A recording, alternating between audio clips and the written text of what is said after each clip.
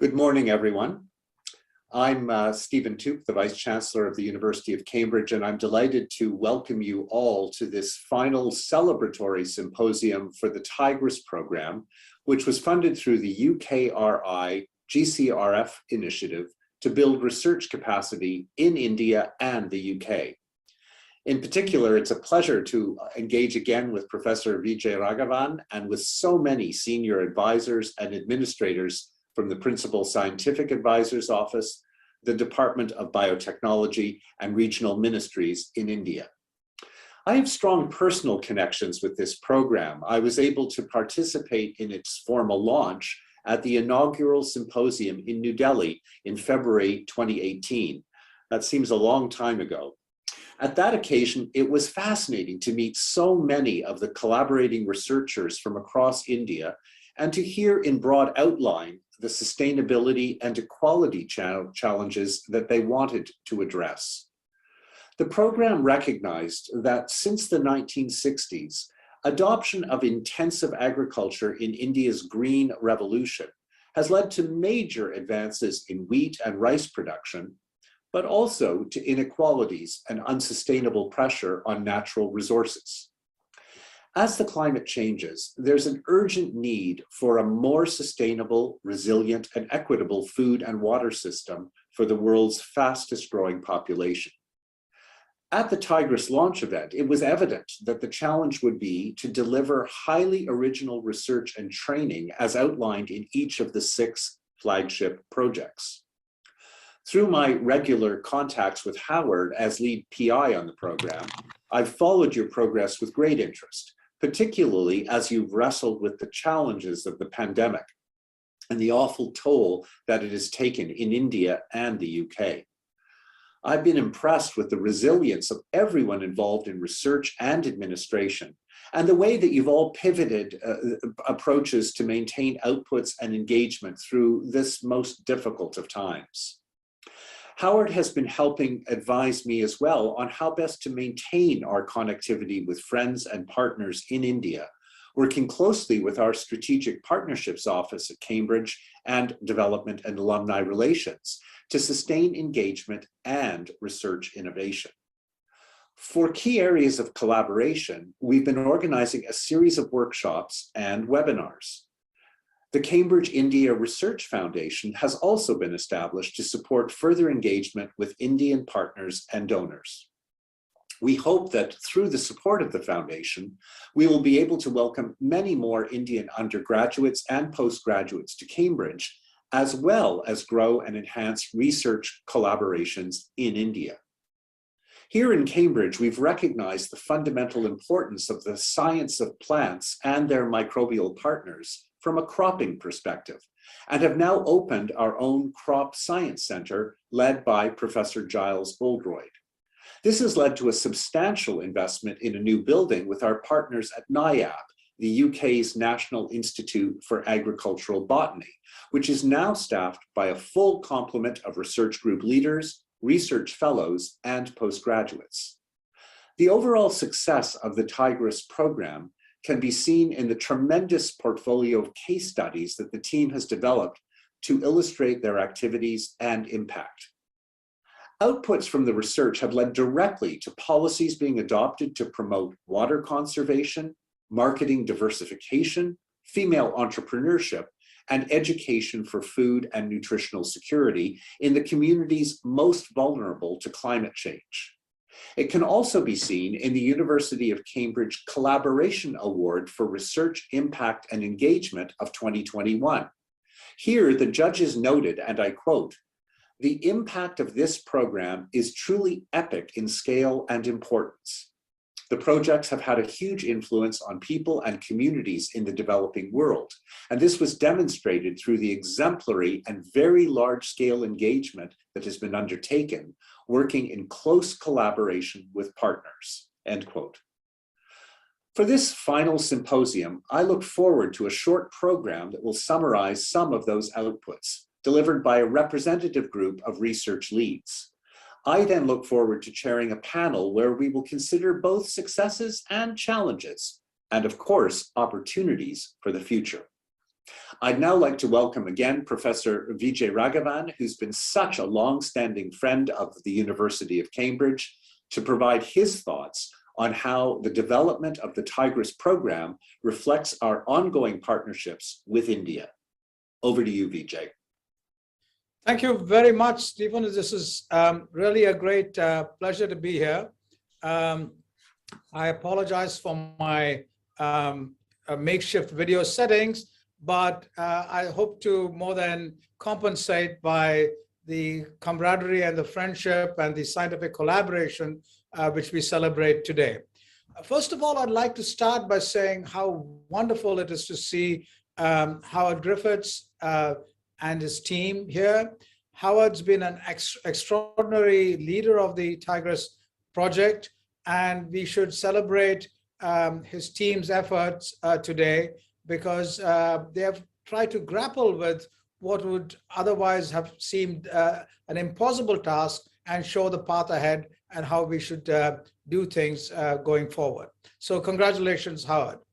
Now, let me briefly follow up on what Stephen said on where we are and where we could go and what are our strengths and limitations. First of all, it's absolutely incredible that this program, which is a near £18 million program funded by the UKRI GCR, and to look at food production and nutrition across India. And this is the kind of support and collaboration we need.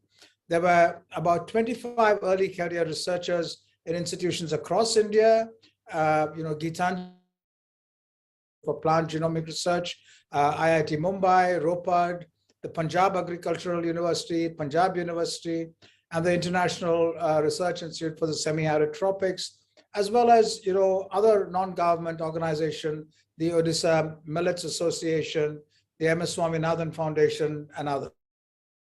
Collaborations, as Stephen pointed out, are the John Innes Center, Norwich, Cambridge, of course, the Rothamsted Research Institute, the NIAB, and the universities of East Anglia and Essex. Now, this is a dramatic departure from the more classical approach that led to the Green Revolution. At that time, the philosophy, and it had its impact at its time enormously, was that supposing we were to have reasonably unlimited water, pesticides, fertilizer, can be increased yield. And under those boundary conditions, rather generous, the International Centers for Agriculture, the CGIAR system, delivered enormously in rice and wheat, for example, and other crops. And international centers for animal insect research, livestock research also similarly delivered. Now, the principal problem with that approach, which had its impact at that time, the principal problem today are two, and both of them have been addressed really well by TIGR2ESS. The first issue is that it assumes that a select set of institutions can solve every problem, and by focusing on intense science and intense agriculture. As I said, that had its time and place. It doesn't have its, we need new approaches today. The second issue is about local capacity building.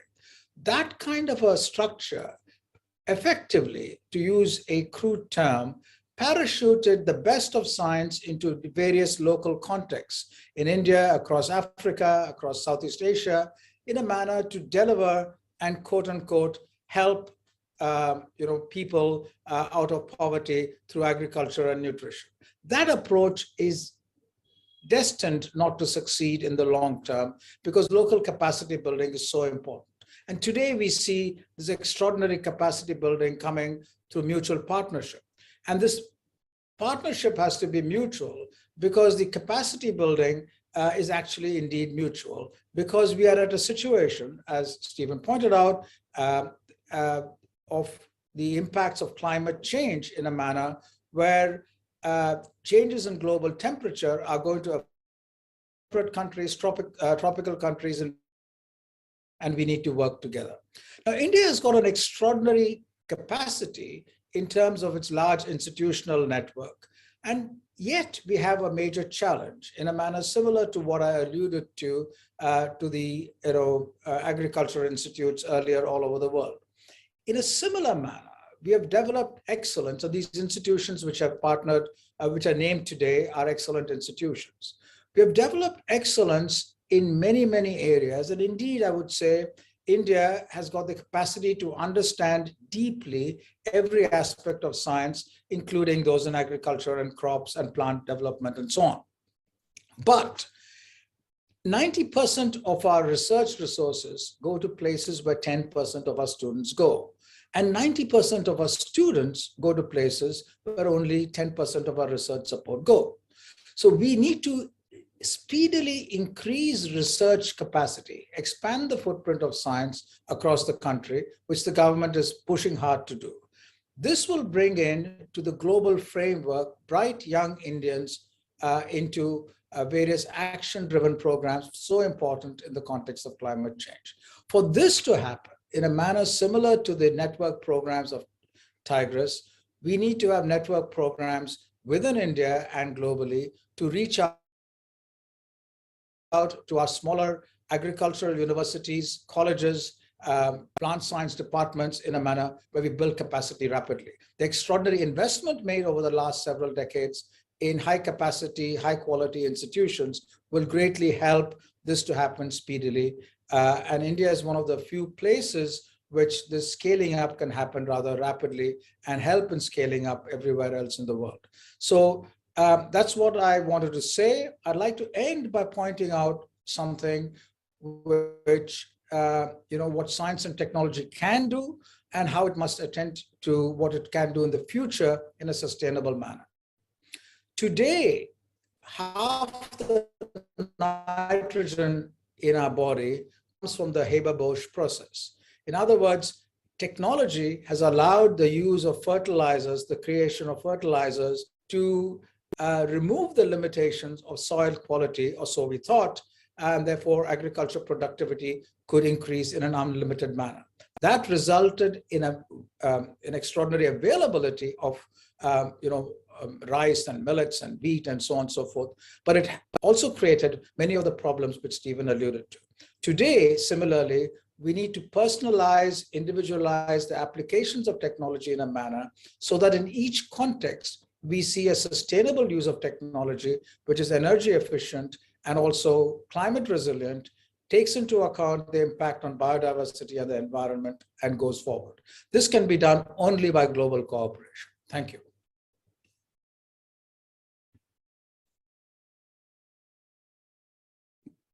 Thank you very much, Vijay. It's great to have you with us, and I'd just like to share some slides which will just give a very brief overview of the program. And there, I hope you're able to see my screen. Thank you again, both to you and to Stephen, for those extremely kind words, and welcome to both of you to this celebratory symposium. I would start by just making a few general points and in some ways recapture what you've both said, in that really both of you have been pivotal in helping to steer this program and advise and guide us as we delivered this program, partly with Vijay's insights for and stimulus to and promptings, as I say there, on crop sciences. We responded to that call through our Cambridge Global Food Security Interdisciplinary Research Centre, and the consortium of our executive committee, many of whom had contacts in India, saw an opportunity to put together a response to the Global Challenges Research Fund, which was a call based around growing research capacity. And that allowed us to take fundamental science approaches and fundamental social science approaches and apply them in a developmental context. And it also, so then, as you've mentioned, we had all these wonderful partnerships and this interdisciplinary network. Now, there were, of course, challenges which this program set us, which were partly to learn the requirements of ODA compliance, both in the way that we framed our proposals and we now report our outputs. We needed to establish completely new governance agreements to allow us to transfer funds to support the large number of early career researchers and institutions in India. So we had over 22 early career researchers being supported by the program in India. And then, of course, there were the academic challenges, as you've alluded to, which is future-proofing the food system or making a small contribution to that. And that there you can see a number of those approaches that we thought were necessary in order to develop the program. To summarize, we had 6 flagship projects. We've had a range of outputs and integrative programs, and we've made some significant advances. And you're going to hear about some of those from my colleagues in a moment. I'm proud, and I'm really grateful for the support we've had from the administrative team, is the case studies that we put together. And I think they provide a very cogent illustration of the various and diverse impacts that we've had throughout this program. And also, of course, I'd like to comment briefly on the great onward destinations that we've seen in terms of converting our early career researchers into full-time academic careers of their own, other posts moving onto other research positions, and indeed many of our administrative team and support staff have been able to find alternative positions based upon the work they've done with us. And also the significant numbers of exchanges that we had that were undertaken despite the pandemic. These were exchanges whereby we were able to host early career or even in some instances undergraduate researchers in our laboratories, and also for them to visit India and work in India. We had a range of activities, including policy fellows, as you can see there, a joint policy workshop. And I think what we'll hear from my colleagues are some of the important policy framing outputs that we met during the program. To briefly summarize, I'd just like to acknowledge on behalf of the whole program, as I say, the support from both you and both from Vijay and from Professor Toope throughout the program. Again, the co-investigators and project partners who, as I say, suspended disbelief when we started to instigate this program as we got to know each other better and saw, although we had a number of really strong collaborative partnerships already established, it was seeing how they could work together across the boundaries of this program, which I think was the great thing. The early career researchers who worked so hard and suffered so much during the pandemic and been able to continue their efforts despite the various lockdowns. We've had an international advisory board that's given us great guidance throughout and advice. I've mentioned the administrative team because I do think that they've done a tremendous job, many of them now moving on to alternative positions, but I'd like to just highlight the recent work of Abigail and Alison, who've been tremendous in supporting us over the last 9 months as we brought the program to a conclusion. And of course, the administrative support that was needed to deliver the program, both from within the department and from the broader university. We couldn't have done that without this this was groundbreaking approaches that needed to be developed in order to deliver this program. We are really grateful for all that behind the scenes effort. So again, and I'd just like to thank the funders finally, because they actually, it gave me an opportunity to take what had been a fundamental research interest in my career and develop some sense of social responsibility and delivery in framing this program. So without further ado, what I'd like to do now is to hand over to some of those experts who've worked with us throughout the program. And by way of an introduction, the first individual I'd like to introduce you to is Dr. Gitanjali Yadav from NIPGR New Delhi, who was also a joint lecturer here between DBT and the University of Cambridge for much of this program. Gitanjali, could you tell us a little about your insights for taking both molecular approaches into crop diversity? Thank you, Howard. I'd like to share a few slides while I'm making this presentation. So thank you once again for introducing the program and for giving me this privilege to present summaries of the molecular work that we have done for crop sciences in TIGR2ESS. As Howard has explained to everybody, there are 6 flagship projects in the program, and I will be presenting to you and speaking to you about the molecular approaches to crop diversity that we have taken in FP2 and FP3. So these 2 flagship projects, FP2 and FP3, as you can see on the screen, they deal with crop physiology.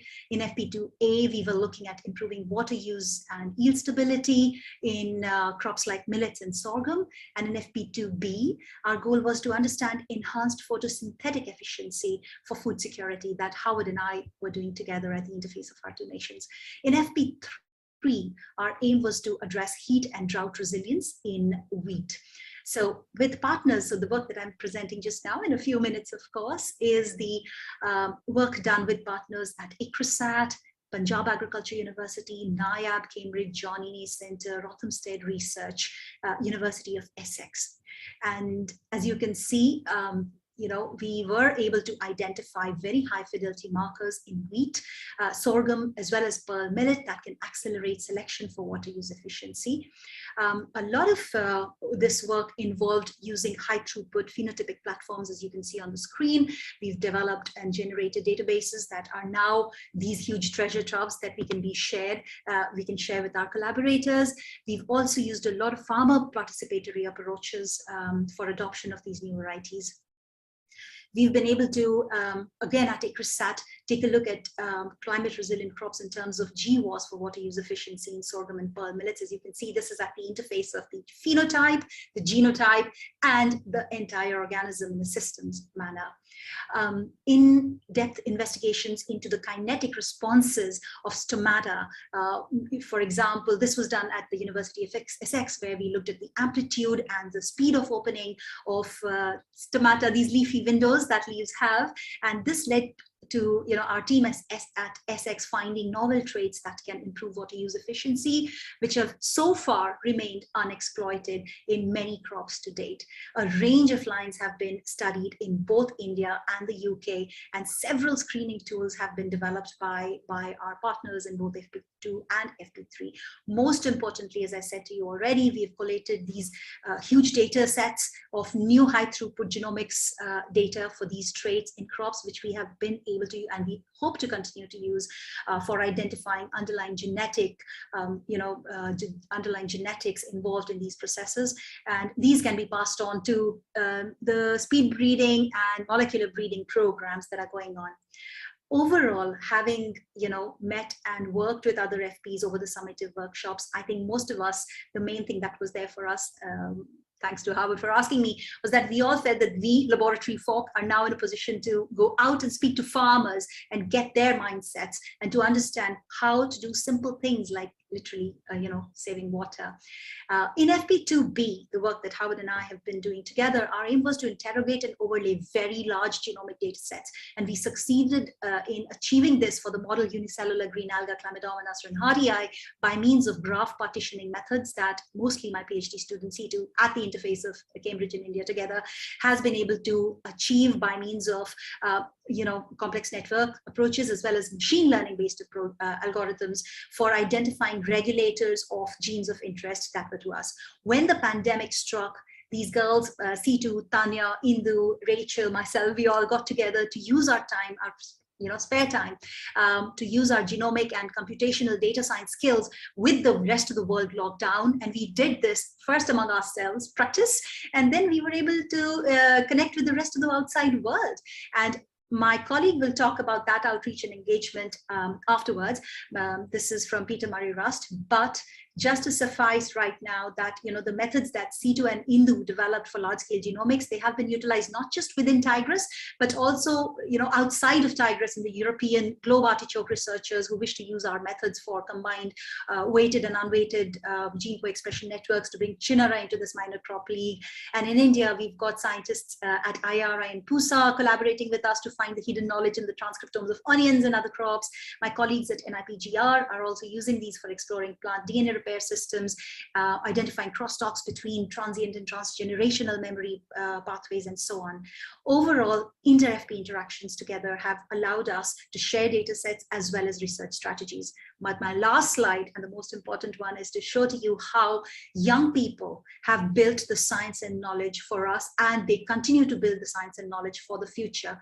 This is where we've been able to, during the pandemic, before and after, perform outreach and societal engagement with Peter Murray Rust across the globe, with students coming in for TIGR2ESS interns coming in for short terms, 2 months to 6 months, to work with us, undergraduates. And these people go into and showcase our work to the rest of the world in hackathons. They just won the Open Geneva hackathon, and it's brilliant to see young people going out, talking about the work we do, learning by doing. And so in summary, I'd like to say thanks to you, Howard. Thanks for giving me a chance to present this. 4 years ago in TIGR2ESS, I think with the ambitious goal that we had, that we would frame new thinking, we would enhance research capacity and skills, and address food security issues for both the UK and India. I think what we've done, merely from the vantage point of FP2 and 3, in which we were involved for crop resilience, I think we've been able to successfully empower and educate female early career researchers and PIs and faculty members and students over the past 4 years through extensive training workshops and educational outreach activities in India. And as I just explained, I think we have very strong collaborations to keep the momentum going beyond TIGR2ESS. Does that help? Thank you. Thank you very much, Gitanjali. That's a great overview of your contribution, and also all the other of our collaborators. I'd now like to hand on to Professor Cameron Petrie of archaeology, who's going to talk to us about his work on water resource management. Thank you. And it's very nice to hear you call me Professor Cameron, which is the first time anyone's actually said it out loud. Thank you very much. So it was extremely exciting as an archaeologist to be given the opportunity to be a part of the TIGR2ESS project, largely because archaeological research can be framed in various ways, but largely it can be effectively the research on anything in the past. And crop history, crop diversity, water management, and all of these other factors that we're talking about as part of the TIGR2ESS project fall under the remit of what archaeology can address. But often archaeology is sort of left out of the discussion and the debate. And TIGR2ESS created a fantastic opportunity for us to work collaboratively and in a cross-disciplinary way with agronomists and economists as part of FP4, specifically looking at issues related to water management and sustainable water management. We were very much focused on the possibility of building on the benefits that we've gained from conducting research on past instances of climate change and climate variability. And we developed a program that involved collaboration between people at the University of Cambridge, ICRISAT in Telangana, and also the Centres for International Project Trust based in Delhi, or particularly in Punjab, to work in 2 different areas in India and to really investigate the history of crop diversity and crop use, and and water management as well, and looking at the diversity of patterns in the landscape that we can see today, and then looking at the sort of diversity of practices that we could see in the past, and to try and gain from that process of learning. One of the things that we realized was that there was a vast amount of information that was available in things like historical maps that would enable us to reconstruct hydrological systems, water management systems, canal systems, ponds, reservoirs, and other sorts of aspects of hydrological landscapes. So our work had a range of different sorts of objectives. Largely, we were interested in using the insights from historical archaeological research to help inform the current food security agenda.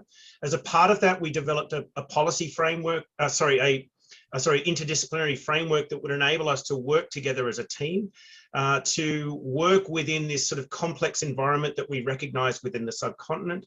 We really wanted to draw attention to the history of crop diversity and get into a position where we could engage with stakeholders at various different levels and ultimately try and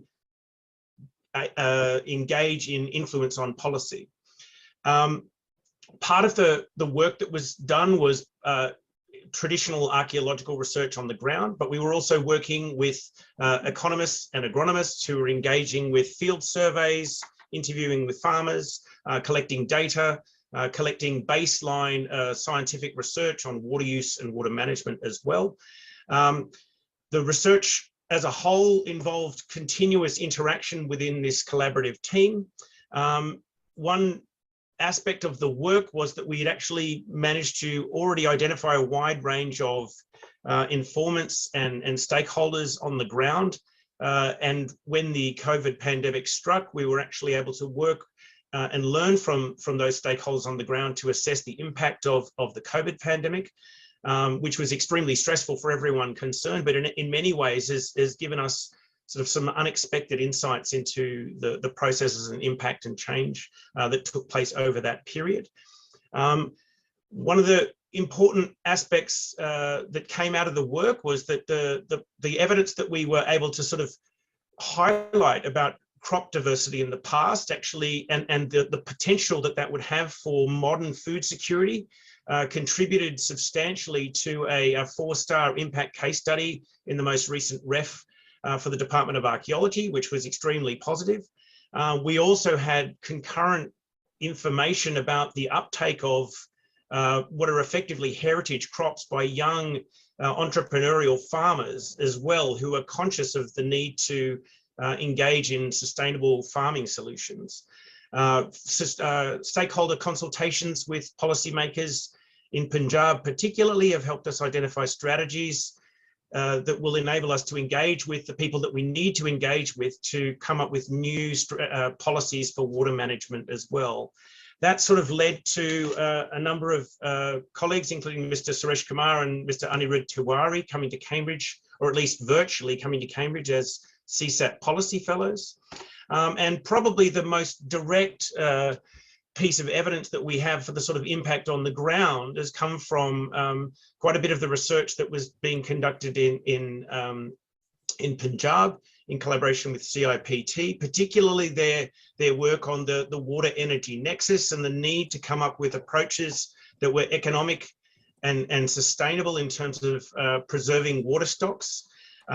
One of the things that was quite clear from all of our work was that there needed to be some combination of crop diversification and increased water management and care in the sustainable water management system.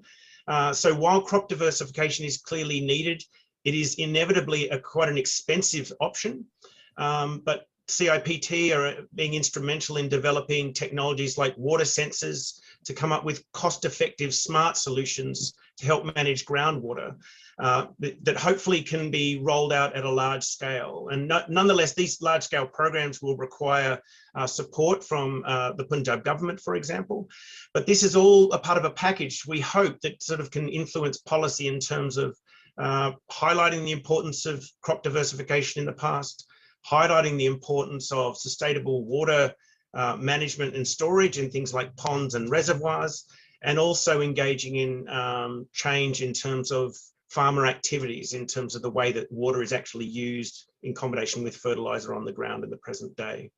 One last thing to mention, I also just wanted to congratulate Dr. Adam Green, who has very, very recently been appointed as a lecturer in sustainability at the University of York, which is a collaboration between the departments of, I'm not exactly sure I'm going to get this right, environmental sciences and archaeology. And this is an extremely positive outcome, sort of in many ways demonstrating the sort of importance of TIGR2ESS for future careers of early career scholars. And similarly, impacts have been felt by our early career researchers at CIPT and ICRISAT as well. Thanks very much, Cameron, that's great. I'd now like to hand on to Shailaja Fennell, who also was one of those core and salient members of that original team who helped to put the bid together with her tremendous insights and enthusiasm for millets. Shailaja. Thank you so much, Howard. And it's great to go after Cameron, pick up the crop diversification theme. So I'll be speaking about FP6, flagship 6, one aspect of it. My colleague, Professor Ramanjit Johal, will be speaking about another one later on. So specifically thinking about the challenge of crop diversification in a context where the rice and the wheat and the maize that we typically consume is 60% of all our cereals, but they're going to find it much harder to grow these, both with the increase in the temperatures as well as greater variation in water supply. And so in some ways, without expecting this, when we began on the TIGR2ESS project, we encountered, and here I'm talking about colleagues based at the Odisha Millets Mission, the Nabhakrishna Chowdhury Development Studies Institute, our colleague Professor Sridhar Mishra. He very generously invited us to be part and to learn from the Odisha Millets Mission program, which was launched the same year as our TIGR2ESS program. And so our postdocs across the partners in MSSRF, in Tamil Nadu, in ICRISAT, and our partners, ECR institutions, postdocs, as well as our own postdocs at Cambridge, spent time learning about this civil society initiative, which was very exciting because it brought tribal communities into the production system and it linked that to their traditional knowledge, which was the growing of millets. This is a 4-minute presentation, so I won't take on my millets messiah form, but to say that what we did find was that there was a knowledge of these heritage crops, and as you can see from the pictures, from Odisha Millets Mission saying there's a need to consume these crops because they provide alternative livelihoods in these climate crises contexts. But also we discovered through our colleagues who are nutritionists, as Cameron said, we've learned so much from our own colleagues in different disciplines. Millets are particularly relevant because they have a low glycemic index. So the current problem in South Asia is the huge increase in the adult diabetics problem. And this is largely because of the eating of polished rice and wheat. And so by bringing all these features together on the demand and supply side, the Odisha Millets Mission has been a very powerful process. And particularly our two ECRs, Anuprita, who is based at UEA, and Rekha Banganka, who's based at Cambridge, together with other scholars, were able to track, work with locals, find out how these methods were used. And from that first year, where there was a baseline created to now, the Odisha Millets Mission is a really powerful example of an Indian state-led process where civil society, state actors work together. And we are very grateful to have worked with them and to be part of the process of highlighting millets. And of course, the government of India has been able to get the UN to agree that 2023 would be the International Year of the Millets. Now, why is this important in terms of our journey over the last 5 years in India through working with millets? Because there is so much happening in the millet space, which actually operates across Indian states. So Odisha Millets Mission is now successful, and the neighboring states of Chhattisgarh and of Jharkhand are now saying, we want to grow millets. So we're seeing a huge change in the crop landscape. So from the point of view of farmers may now choose to grow millets. And the question is, how do we mainstream this? My colleague, Jack Stry, will be talking about the supply chain aspects of these, but it's important to understand it to work across all the 4 verticals. We can't do this by production alone. It has to be done by processing. So if you see this slide on top, here we've got the Odisha Millets Mission version of selling these seeds to urban dwellers in Odisha. Here we've got the extrusion of millets into the forms of flour, which allow it to be consumed in modern lives, so that we're no longer worried about the processing problem, because while millets have a huge improvement in terms of low glycemic index, they also have a rather short shelf life. So we were coming across trade-offs, new problems, as we move towards a solution in millets. And then we started having conversations with our partners in Maharashtra and Punjab, in the other 2 states, through Punjab University Chandigarh and through IIT Bombay, our partner in Maharashtra. And we started exploring how are millets being used, and is this part of the crop diversification pattern? And we found very different results, and not surprising, India has many ecologies and many states with different political and other motivations. And so in the Punjab, which was one of the core states for the Green Revolution, there has been an interest in moving to diversified means, but interestingly, by farmers who are consuming for themselves. It's non-commercial farmers who could come in to the mainstream, but they need to be supported, because in the state of Punjab, extension services don't work so well. So they've gone down the FPO route. Now, this is not a matter of criticism, it's a matter of understanding there's diversity in crops, but there's also diversity in institutions. So in the state of Maharashtra, on the other hand, where Dr. Raghavan has done a lot of work actually along with FP4 on water, her finding was that crop diversification would work, but it really has to do with the availability of shore irrigation. So moving to methods where water budgeting and other tools can allow that change. And then our colleagues at IIT Bombay, who were also working in a different district in Maharashtra, found there were tribals there as well who were using millets, and they were moving from subsistence. So what are we seeing here? At state and regional level, there will be diverse solutions. This is not a matter for concern, but for recognizing that diversity works both in the human domain as well as the natural domain. And the success stories of our project have also resulted, as Howard mentioned, Dr. Raghavan has moved to a NERC-funded project within the UKRI, where she and I and colleagues at Cambridge Zero are looking for the way to move to carbon zero solutions. We're working in the UK in terms of peatlands in the Fens and 2 other spots of Cairngorms and Cumbria. And much of what we've learned about co-collaboration will be used here as well. Thank you, Howard. Thank you for listening. Thank you very much, Shailaja. Great insights as ever. I'd now like to pass on, we're running a little behind time, to Jag Shrai, again, a long-standing colleague. Jag, over to you. Well, thank you, everyone. And I'll try to grab a bit of time back if that's okay with everyone, as we're running a little bit late. So I really wanted to focus on your title, Howard, and this great program, and really about driving equity in a farmer-producer organization and system. So I'm going to just talk about 3 highlights from FP5.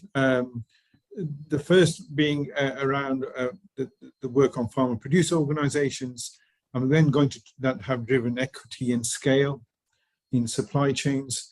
The second area is on crop diversification, and the third on waste straw, creating value from waste straw stubble. And these 3 projects reflect a very different set of collaborators. The first one around our relationship with Punjab Agricultural University, as does the second and the third with IIT Roper. So just a flavor of the variety of work we've been undertaking. On the first project, where I really want to focus on equity and scale, this was around exploring policy interventions in food supply chains. And we were looking at the context around climate stability and social and political interactions. The new farm laws had created uncertainty in the agricultural supply chain market. And we wanted to develop something that would give us a good analysis as to the impact on the individual farmer. So what our analysis has shown was that farmer-producer organizations can really enhance farmer bargaining power and equity in supply chains, and digital platforms further drive scale and transparency within those agricultural supply chain systems. There was a follow-through into a Punjab policy notification, just showing how our work was engaged with real-world actors, and our future modeling is aimed at identifying the ideal size of an FPO. How many farmers would demonstrate a viable FPO organization? Now, this work was published in our 4-star ranking journal in POMS with a great collaboration with PAU and US academics. The second project I want to touch on, moving from equity and scale, is diversification. As we know, Punjab in particular has faced very much a dual cropping system of wheat and rice being particularly water hungry. And we were looking at alternative crop combinations but something that made a commercial sense to the farmer on the ground. So our impact here was identifying cropping combinations that would generate credible scenarios for producing markedly increased financial returns, but also address this issue about water scarcity. And the cropping combinations that we looked at using subsurface drip irrigation reduced groundwater demand by between 34 and 46%. So hitting both financial and yield concerns, but also retaining water. And again, this was published again just this year in 2022 in the Journal of Cleaner Production. And the third area I want to touch on is circularity. So these are the three topics I want to touch on. Again, in India, rice straw stubble burning is a major issue practiced by farmers, generates pollutants, and has released emissions that are detrimental to health and the environment. So can we create value from rice straw? And here we developed a number of potential downstream projects for creating value from rice straw. And so we've looked at commercial feasibility of developing rice straw either into energy pellets or MDF board for furniture products, for example. And the follow-on work is being now undertaken at IIT Roper around the technical testing of straw panel board for commercial use. And the first part of this work has been presented in a conference in Japan. So just to wrap up and perhaps gain a little bit of time, focusing on equity and scale in the first program, diversification in the second project example, and third on circularity. I wanted to acknowledge, of course, the partners, ourselves, PAU, IIT Roper, University Hull and UEA, but also the collaborators, industry, government, farmer producer organizations to really make a real world impact. And that would be my final line, Howard, and handing back to you. Thank you very much, Jag. And for our final presentation, really pleased to be able to welcome Professor Ramanjit Kaur Johal from Punjab University, who has been tremendous in the breadth and range of her work as part of our program. Ramanjit.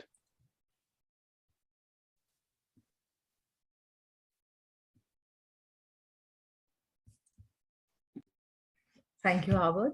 It's my privilege to present on behalf of the FP1 and FP6 teams, the huge amount of work that's been done on this theme relating to rural entrepreneurship and women empowerment. And I would like to say that, the motivation behind doing the kind of work we did in TIGR2ESS for empowerment and well-being in rural areas has only become stronger now when we see the most recent figures on, for example, India's global gender gap report saying that India was ranked in the bottom 5 countries out of 156. And more recently, we also have figures about the shrinking female workforce between 2020 and 21. 23.5% women are looking for, 23.5% less women are looking for jobs in rural India. So they've actually given up looking for jobs. And that's why the importance of skill development and entrepreneurship and home-based work has become even more important. So as part of the TIGR2ESS program, we've done a number of qualitative studies that are tackling these issues. And these studies have been across the flagship programs, and I will refer to some of them a little later. However, a key finding that has been there has been the importance of transdisciplinarity in research and the need for collaborative working. So I'm trying to kind of summarize findings across a lot of work that has been done by, across various geographies and a large number of our teams. We did find that many FPO type commodity based initiatives that aim to counter exclusion in the gender space find that women farmers continue to be marginalized, with just 3% of FPO type arrangements being female led. And this was really across geographies this was found. So there is need for capacity building support for establishing self-help groups and FPOs. And some of our interventions worked on this and also devised some modules. We also found that the majority of women in agriculture are engaged in drudgery, tasks that relate primarily to drudgery, and therefore believe that there is need for innovative thinking about existing tensions to save time and reduce drudgery, particularly for women. We also found that farmers aspire for their children to be employed in non-farm occupations. Unfortunately, because of the economic distress which is being faced by the agriculture sector, and therefore the need for skilling and entrepreneurship training is dire. Further, there is need to expand access to knowledge, as it is important to build a critical consciousness which would contribute to the development of equitable social institutions. Our studies also found low motivations for entrepreneurship in the rural areas. And the intervention showed that this picked up with awareness generation, exercises and trainings. And therefore, this is really required: awareness building, skill and capacity development. However, on the other hand, gender research involving women farmers provided unique insights on how emerging FPO arrangements in India might play a central role in shaping equity and inclusivity, especially in rural areas. We also found self-help groups to be an effective collective enterprise for the less endowed majority. As an example, the mobile teaching kitchen intervention showed that 6 champions working on one mobile teaching kitchen, feeding 100 persons a day, can impact 24,000 beneficiaries in a year. Empowerment came through a combination of education, training in substantive skills, and capacity building for resilience. So through our participatory interventions, this multi-pronged strategy was developed, and training programs were co-created. It was also seen that bank linkage and collaborations with federated collectives provided critical support. We have the example of Mission Shakti in Odisha, we have Jivika in Bihar, and so on. So I would like to briefly, touch upon a few of the participatory research interventions and their outputs for entrepreneurship and empowerment. For example, Shailaja has already talked about the Odisha Millets Mission, so I won't give too many details. However, would like to say that this mission linked up with the Mission Shakti, which is a very powerful collective of self-help groups in Odisha.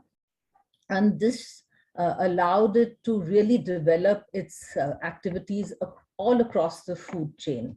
And in fact, the World Food Programme has entered into an agreement with the government of Odisha to document, and provide technical support to share what has been learned from the mission, as this is in line with the UN's designation of 2023 as the International Year of Millets.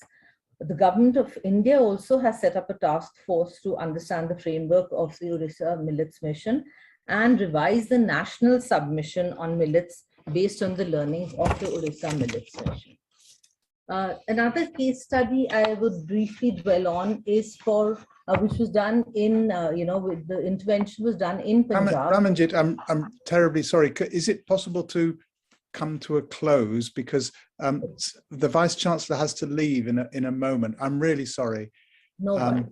So we've already talked about the mobile teaching kitchen also. I just also quickly mentioned that a MOOCs program, open access, has been developed and it's already in operation. We've had Professor Shumondre participate on Sunset TV platform, that's a parliamentary channel in India, on the global debate on the global food crisis.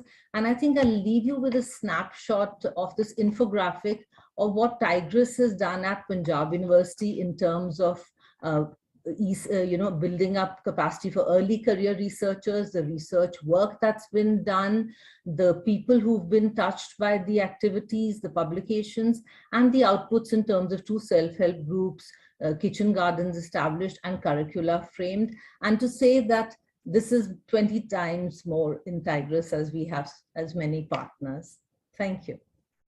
Thank you so much, Ramanjit. Thank you, Lucia. Stephen, do you just have time for a brief word before you have to go off to your next urgent appointment? Yes, of course, Howard, and I'm very sorry I have to leave the meeting. I found the presentations absolutely fascinating, and we are going to move on to a panel discussion now, and I'm going to have to ask Howard to take over. But just very briefly, I'll introduce the panelists. Dr. Subhra Chakraborty is Director of the National Institute for Plant Genome Research in New Delhi. And then we'll have Mr. Anirudh Tiwari, who's the Chief Secretary of the Government of Punjab and a TIGR2ESS Policy Fellow, Professor Alison Smith, the Head of Department of Plant Sciences at Cambridge, and Lord Karen Billamoria, the Chair of TIGR2ESS International Advisory Board. We're very delighted that you're all able to join us. And I'm going to go to Alison first, and then I'm afraid I'm going to have to sign off. But to say again, congratulations to everyone involved in TIGR2ESS. Alison, I know that you've been thinking about the importance of international programs in relation to research impact and demonstrating that. I'd love your thoughts on that, and I wish you all the very, very best. Thank you, Stephen. All the best. Thank you, Stephen. Thank you. Yes, thank you, Stephen, and thank you to Howard for this invitation to speak. I would like to say how important the TIGR2ESS project has been to the work in our department in highlighting how it is possible to take fundamental science into the real world and actually make a difference. It's very easy for scientists, I think, as Professor Raghavan said at the beginning, to come up with great ideas and then assume that they will be useful. But it's another thing actually to say to people on the ground, you know, here is a suggestion, and then for them to understand the processes and actually embrace it, because after all, it's their livelihoods that is important. So this is an absolutely fantastic illustration of that. I would like to say 2 things. Firstly, to thank all of the people in the department and the university who've contributed to this, particularly to Del Horton, who is our finance manager, who has sort of gone above and beyond managing this, but also to Howard, because it was Howard who started all this off. I remember him coming to my office saying, you know, I'm going to do this, and it just seemed sort of appropriate for us to embrace this approach as a novel approach, I would say, at the time. And boy, has it been successful. So thank you very much, Howard, and indeed all of your colleagues in contributing to this program.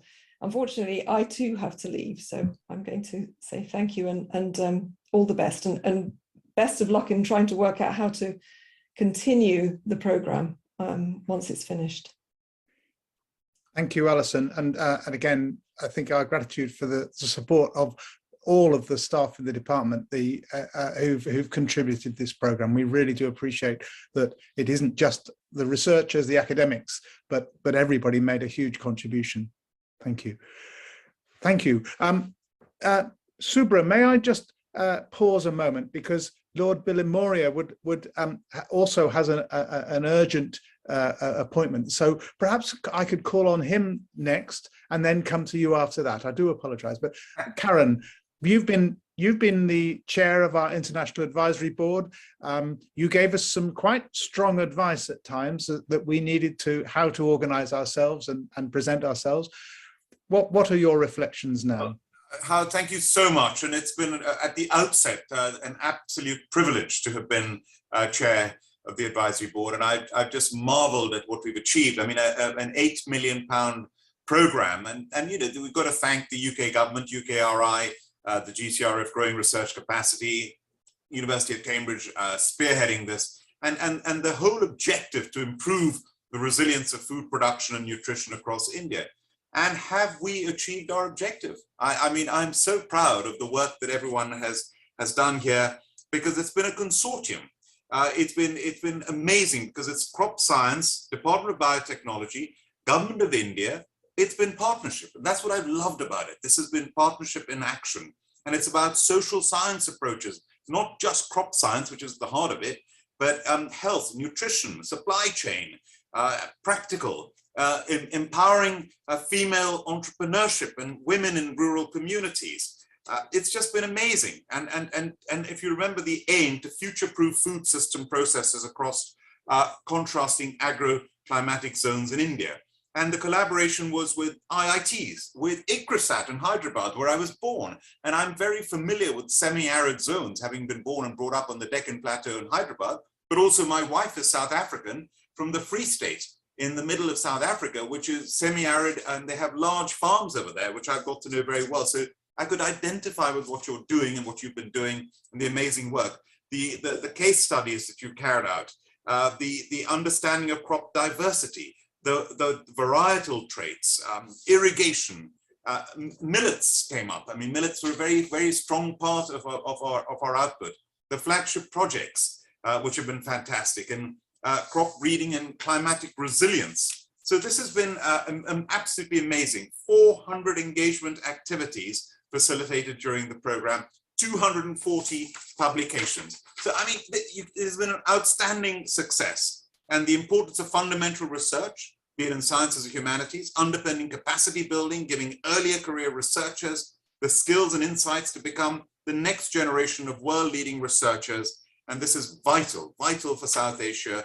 And crop science, the power of modern molecular techniques to inform traditional selection. That's what I loved about it. We looked at traditional, we had archaeologists involved in this. We had so many different people in different disciplines and different academic backgrounds coming together to try and solve these issues and challenges, the breeding processes. And I think what we've done is actually set the ball rolling for so much to be done. Water use, before I conclude.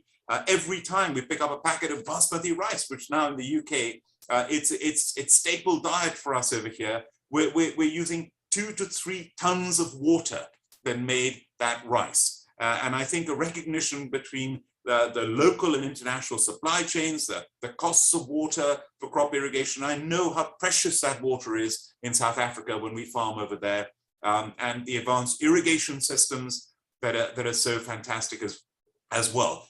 And the cross-departmental aspect, archaeology, the insights for tank water storage and renewal. I remember that very clearly, the session when we discussed that and presented it to the Indian High Commissioner when she visited us in Cambridge. Health, welfare, equality, nutrition, the critical need to engage with rural communities and to learn from their practices to then inform on new initiatives. And that was fantastic, leading through example, mobile training kitchens, workshops to develop entrepreneurial opportunities for female workers, challenges for millets as a nutritional foodstuff, which I mentioned earlier, and cooperation and collaboration through the digital farmer producer organizations marshaled using electronic communication. I mean, I could go on, but the key message is this. I'm just stepping down as president of the Confederation of British Industry as my final week as president, and I'll be giving a lecture tomorrow entitled Leading in Crises. It's been one crisis after another, and I've seen one of the key aspects of leading through crisis has been collaboration. And this has been collaboration in action. Actually, this is with far, far-reaching consequences, saving lives, improving technology, and collaboration that is the best of the best in the world. And I've been proud to be your chair. Howard, you've been an amazing, amazing leader of this. We are privileged to work with you. Thank you to all of you. And thank you very much. I wish you all the best. Thank you. Thank you very much, Karen. Appreciate your leadership. Subhra, can I just also crave one moment, because I have a message from Mr. Tiwari, who is stalling from going to see the Chief Justice of the state of Punjab in order to just give us a few minutes. And would you mind if I just ask him to come in before you? This is not good for our equality that we have been striving for throughout this program, but nonetheless, I do feel that the Chief Justice probably trumps us all at this stage.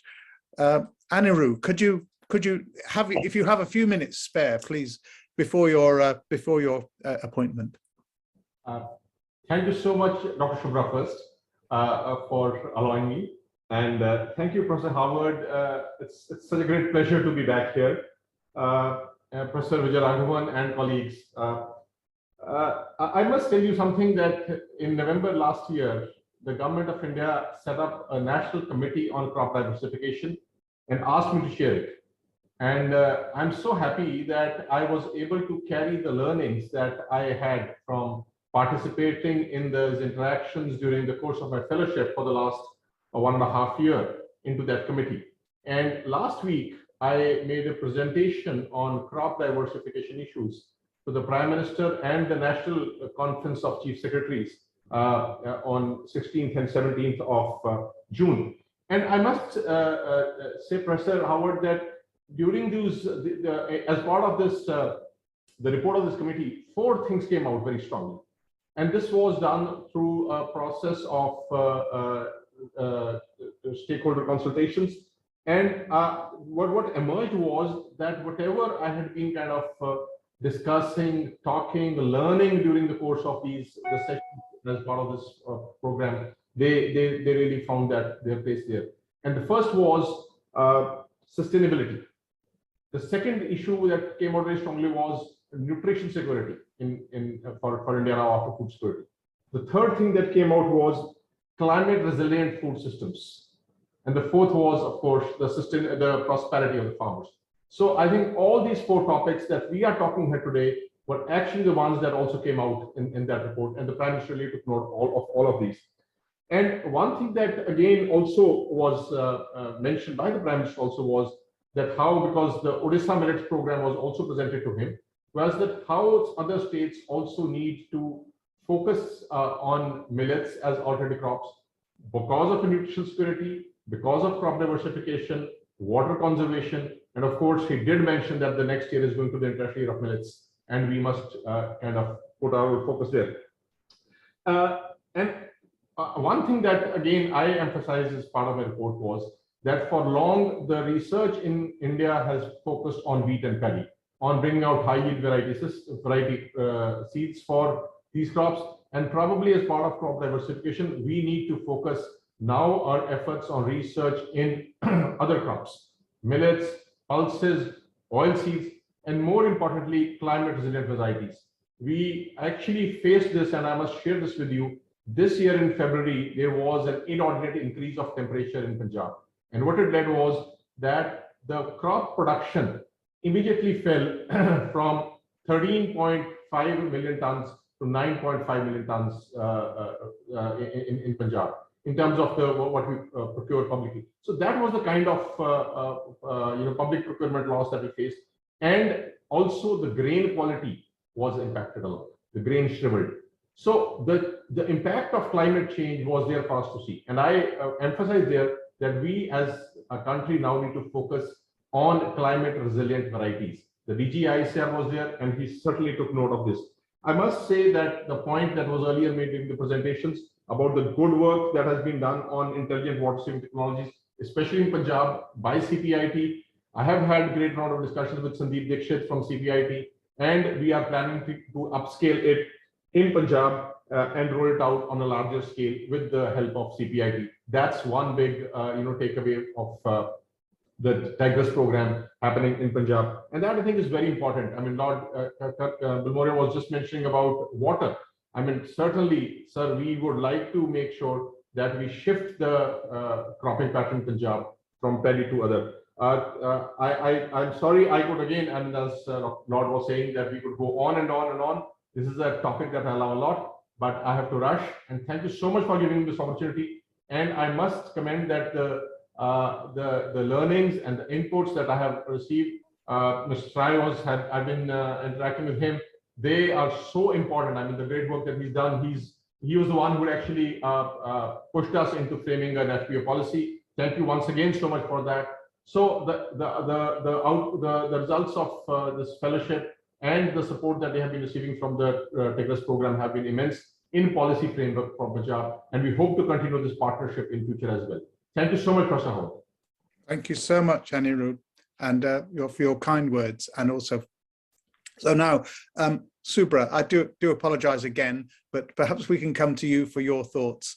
And of course, I should introduce you as the director of the National Institute for Plant Genome Research, which is Gitanjali's institute. So welcome, and of course, we are also looking forward to welcoming you to here in Cambridge next week. Yeah, thank you, Howard, for giving me an opportunity to speak about this program, maybe, and my thought about the future, how we could take this more further. So really, I'm pleased to see when we think about collaboration, even within one institute, making a collaboration between two labs becomes so difficult. And if I look into this whole document that you sent me yesterday, and I have really had a pleasure reading all those. And if I go through this, that there have been 30 case studies having 5 thematic area, and which have very high impact outputs and came out of this interdisciplinary fundamental science, and which has been taken it further to the societal programs. So it's fantastic. And I'm very pleased to see that NIPGR could have a place into this very important, endeavor, and which is of the food and nutrition security that all of us look forward. Even every year we say that population is increasing and food has to be increased. And it's really, really something which is very close to my heart. And if I see this, that in this program, even NIPGR being a partner, I'm very pleased about it, have made a successful two-way knowledge exchange partnership between both the country, that is the UK and the India, and in this food and nutritional security. Now, based on the case studies that all these people have presented today, and Howard talked about it, NIPGR, I know that successfully actually made and empowered a large number of students and the ECRs and the young PIs, including women, of course, through the data science. And the compliment goes to Gitanjali, definitely, that with she and her team within this pandemic, the way they have done it, and that reached up to more than 2,000. Gitanjali may correct me, but I'm very pleased to see that this has happened, and where many people have been trained. And in this, if I try to see, I have 2 comments basically. When we think about the future, and if this can be taken further to strengthen between India and UK research, which is possibly, I'm a person who strongly believe that if we do not have a very sound footing and the basic science, we can't even do translation. So both are complementary to each other. So in that case, it's very important that when we think about future, how do we go? We talk about now one world and one health. If we believe in that, one component possibly could be add up into the new program, which would think about the plant, human and animal health.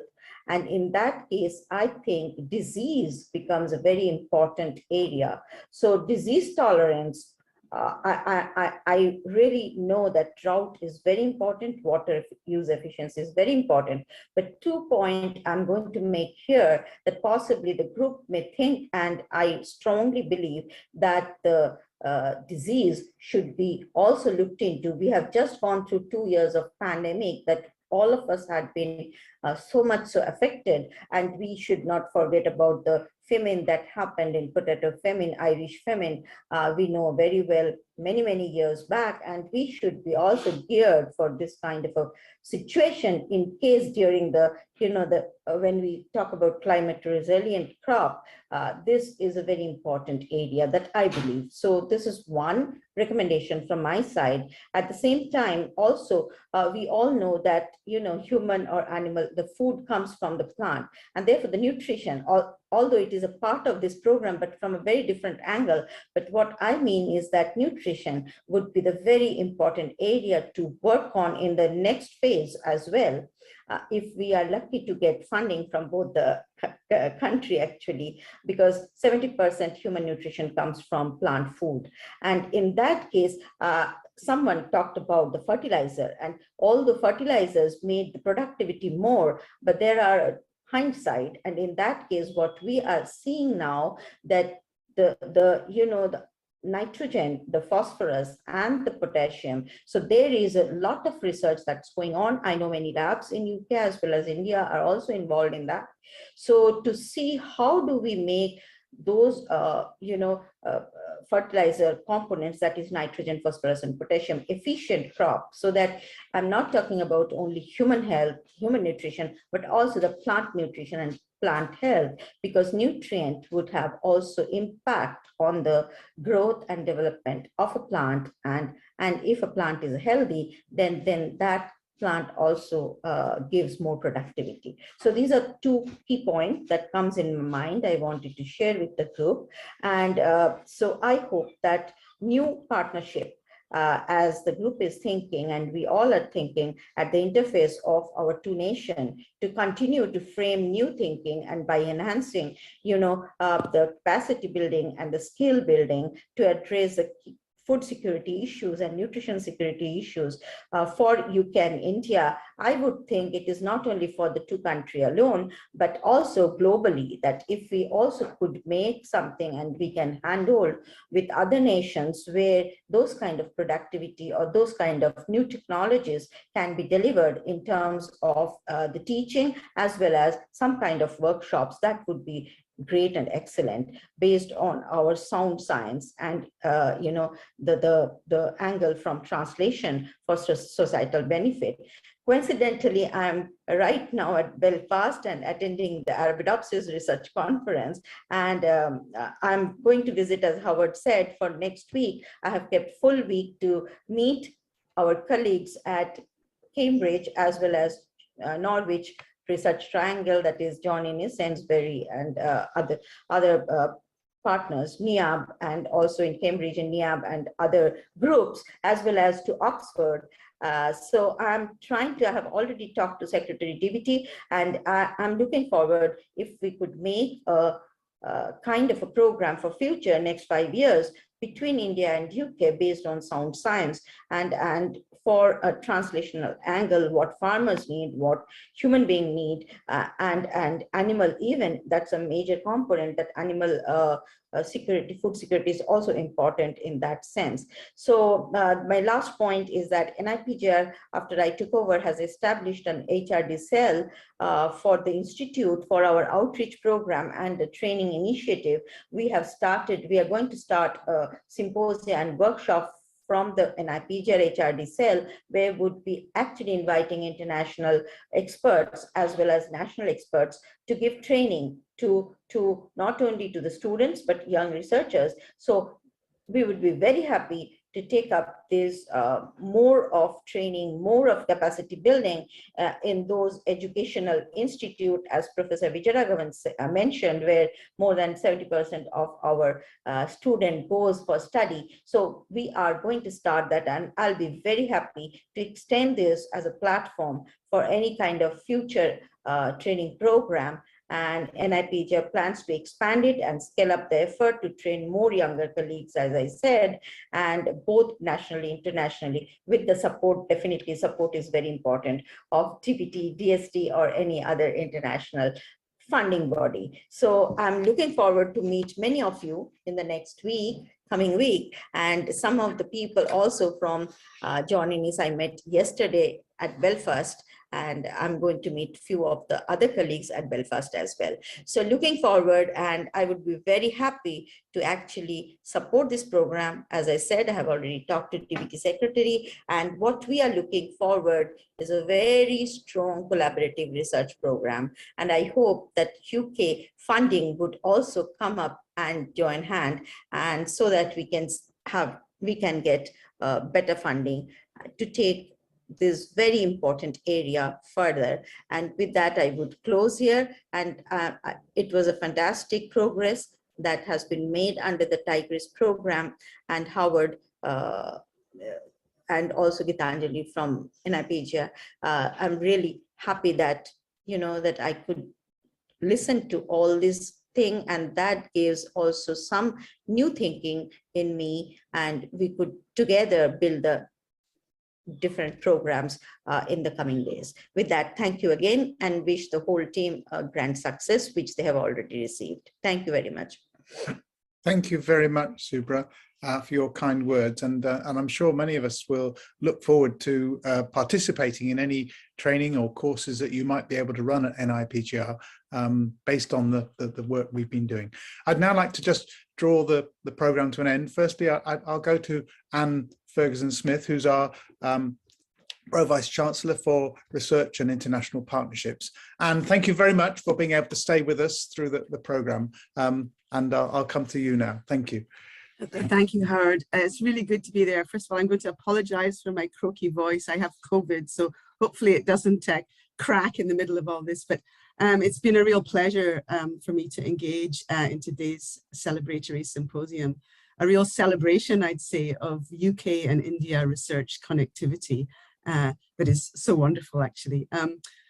The University of Cambridge has a mission to contribute to society through the pursuit of education, learning and research at the highest international levels of excellence.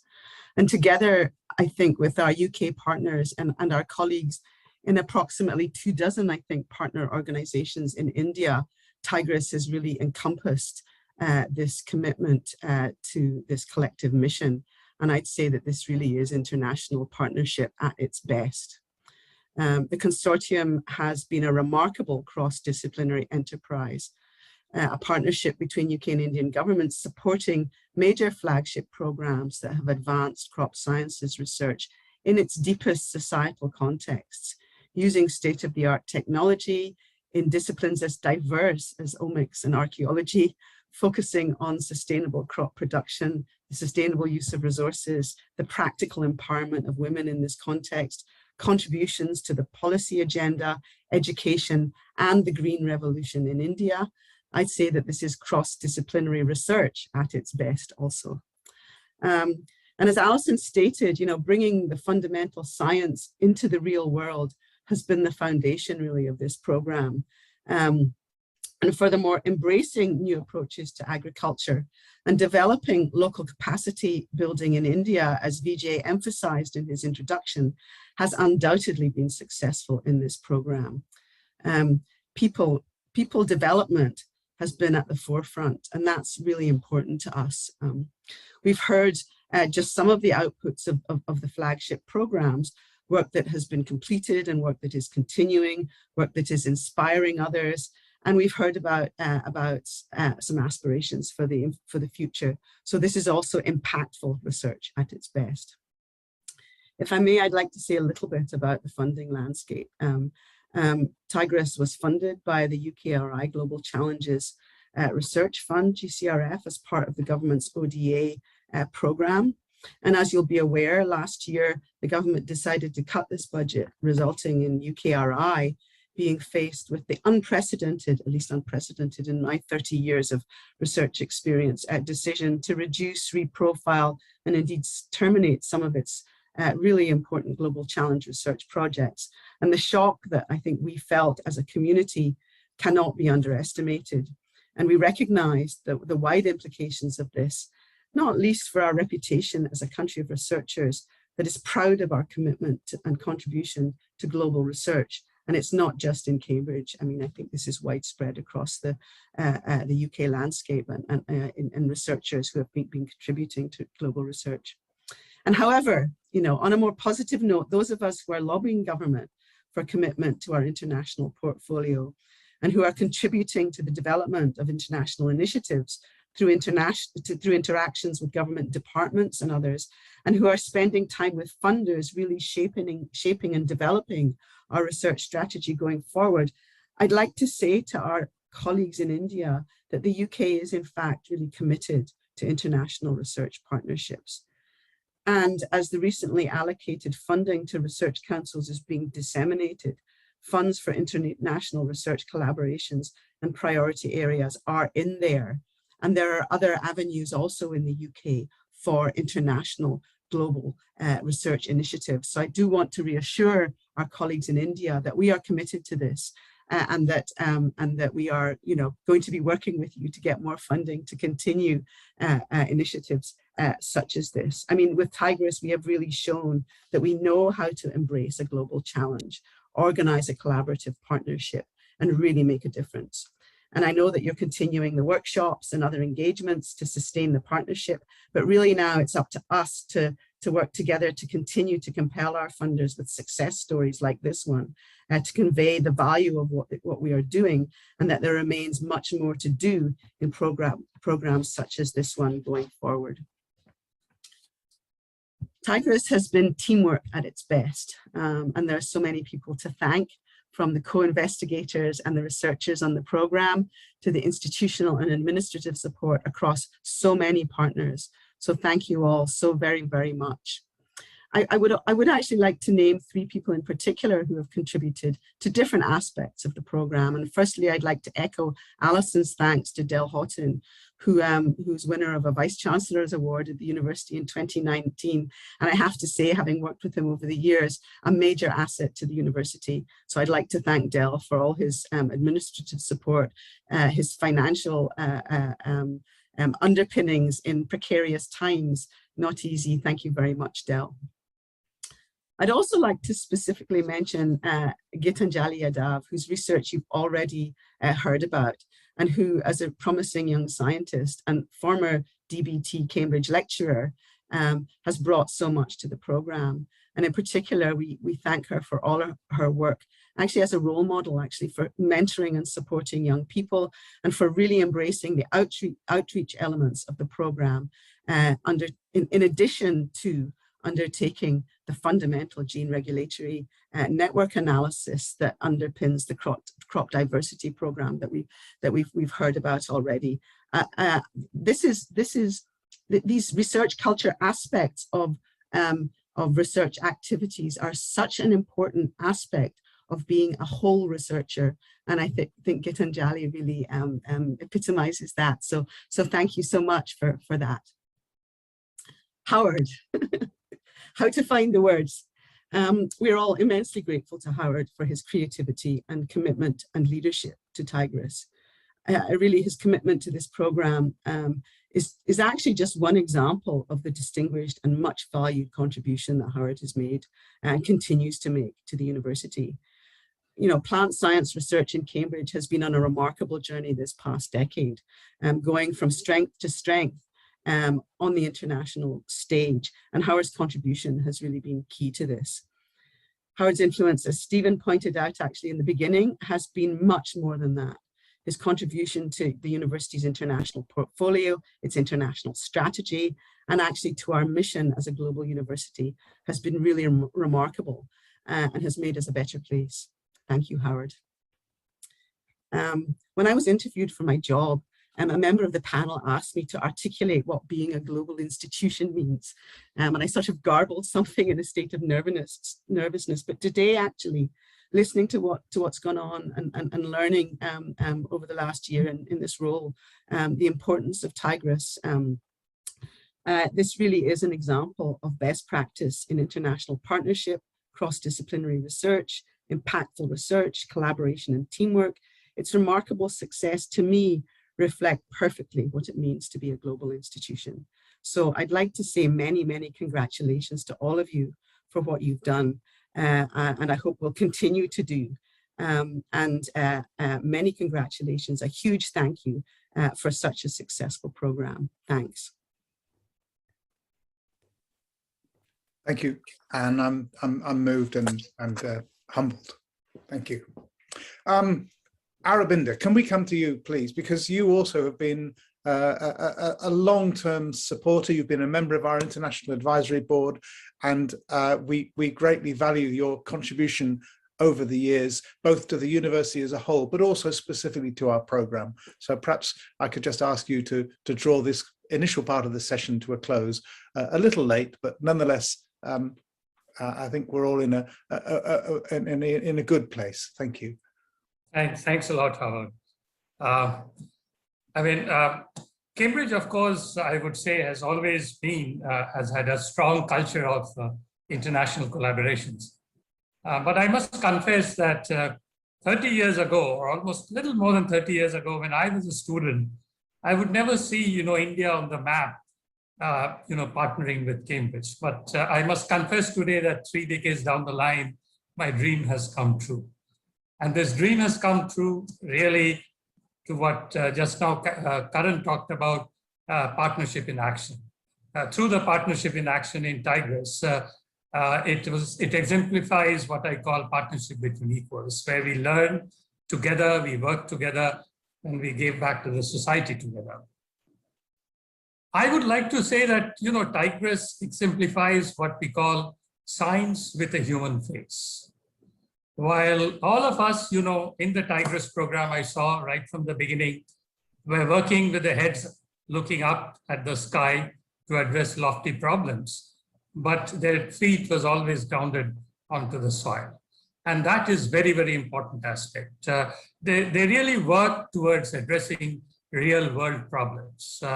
Therefore, this partnership, I would say, is indeed a flagship partnership, a historic partnership, the phase 1 of this partnership, a collaboration, where the partnership, the P stands very large. And when I talk of this partnership, it is exemplified by the 4 Ps. One was the people, the best of the minds got connected. Second was the research projects that brought in really world-class science working together. Third was actually resulting into a lot of issues that address policy paradigms, which was very unique about this program. And the 4th aspect, of course, productization, leading to solutions for the people, for the society at large, science helping to really make what is called the ease of living. So this is what I think exemplifies TIGR2ESS in a big way. Of course, as we close the first phase of the program, I must confess that memories are very short.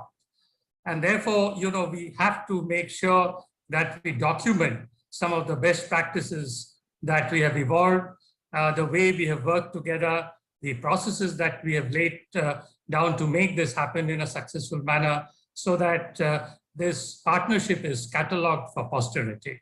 And I believe that this partnership then can be used, as something that could be helpful to build up the future collaboration between Cambridge and India, which I believe is inevitable in years to come. As Annie did just now, Anne did point out, there are certain funding constraints that we are going through. But I always believe, one who's been involved in international collaboration and global partnership for long, these are passing phases. And where there is will, there is way. From the Indian side, from the scientific community, one can always assure that there'll be full support to take this relationship forward. And we should not waste time to plan for the next phase. As Subhra also touched upon some of the areas that we must look into. But I do recall in 2018, when this program was launched, when Stephen was there, I was also there in the hall, somebody coined the term that from green revolution, we should move to evergreen revolution. That is what Vijay also alluded to. The concept of green revolution is no more valid. So we need to look into an evergreen revolution that looks into the aspects of food security, and more importantly now, the food chain management. The war has now led into what is called the food chain management, which is becoming a big issue. So I think here, Cambridge and India needs to work together, start planning for the next phase. And I do believe that the Cambridge India Research Foundation in the interim period will continue to foster collaborations, to engage what I call the next generation of researchers, the best and brightest, the leaders of the future, I think, which is very important. And through the CIRF and other instruments that we have, we make sure that we continue working in building partnerships, more robust partnerships that can have impacts, that we have seen what Tigris has been able to do in this last 4 years or so. I must conclude by actually certainly, one who's been engaged right from the beginning, that such collaborations cannot happen unless there is a fulcrum, unless there is a pivot. And that pivot was, of course, Howard. And I think his continuous effort kept us rolling even during this difficult period of COVID. A great job done, Howard. Thank you for all that you did for this relationship. And also a big hand to all the members of the Tigris, their participation, their wholehearted participation, their participation that was built on sharing and creating new knowledge that would benefit the society at large and impact the betterment of human life, not only between India and UK, but the globe at large. Thank you and all the best for the future. Thank you very much, Aravinda, for your kind words, and thank you to all of our contributors this morning or this evening. But I think I'd just like to draw this session to a close. I feel a bit emotional, so I think we'll be rather quick on this one. I'd like to point out that we will be reconvening in 10 minutes, where we hope to have some targeted discussions about ways we can develop the program, both in the short term, individual collaborations, and also look for future opportunities. And I'm pleased to be able to welcome Luke Williams, who's been on our International Advisory Board at BBSRC, who's going to give us a short introduction to his thoughts on the program when we reconvene. When we do reconvene, it will be in a conventional Zoom call context. And so if you're still here, you will all be able to either be in view or muted, or if you wish, you will now have, it'll be like a conventional Zoom call. We'll upload you all into the webinar. And just like to, again, thank everybody. Yes, we'll just carry on with using the same link. It will just be converted into a Zoom call. And finally, just to thank all those participants, from the Vice Chancellor, from Vijay, from those who've contributed, and from our panel members. And also, just finally, one last thought. Anne, thank you so much. I hope you feel better soon. I didn't realize you were unwell, and we really do appreciate That's a pleasure, real pleasure. And I'll stick around for a little bit as well. Okay, thank you. So maybe we should start in 10 minutes time. That's the 10 minutes, that's 18 minutes past 1 in UK. Does that 18? Okay, so we'll have a chance for a comfort break and a quick cup of tea. Thank you so much, everybody, and we'll see you in 10 minutes. Bye-bye now.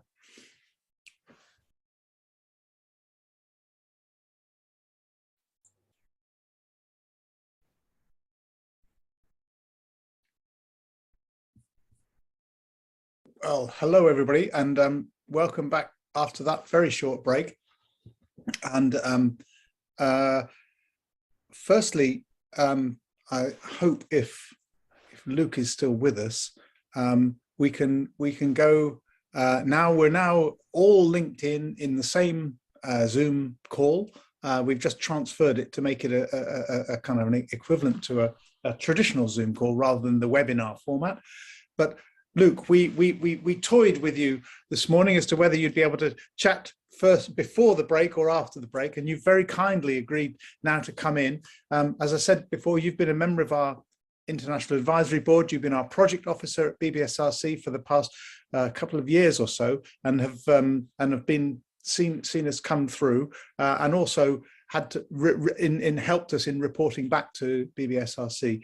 But perhaps we could come to you and give you your thoughts, and particularly following up from Anne's thoughts on the funding landscape. Thank you. Thank you very much for the introduction, and for inviting me here today. So yes, just to build upon the introduction, I am Luke Williams from BBSRC, and my role within BBSRC more broadly is to look after the soils and agri-systems portfolios. And traditionally, this is generally with a focus on UK research.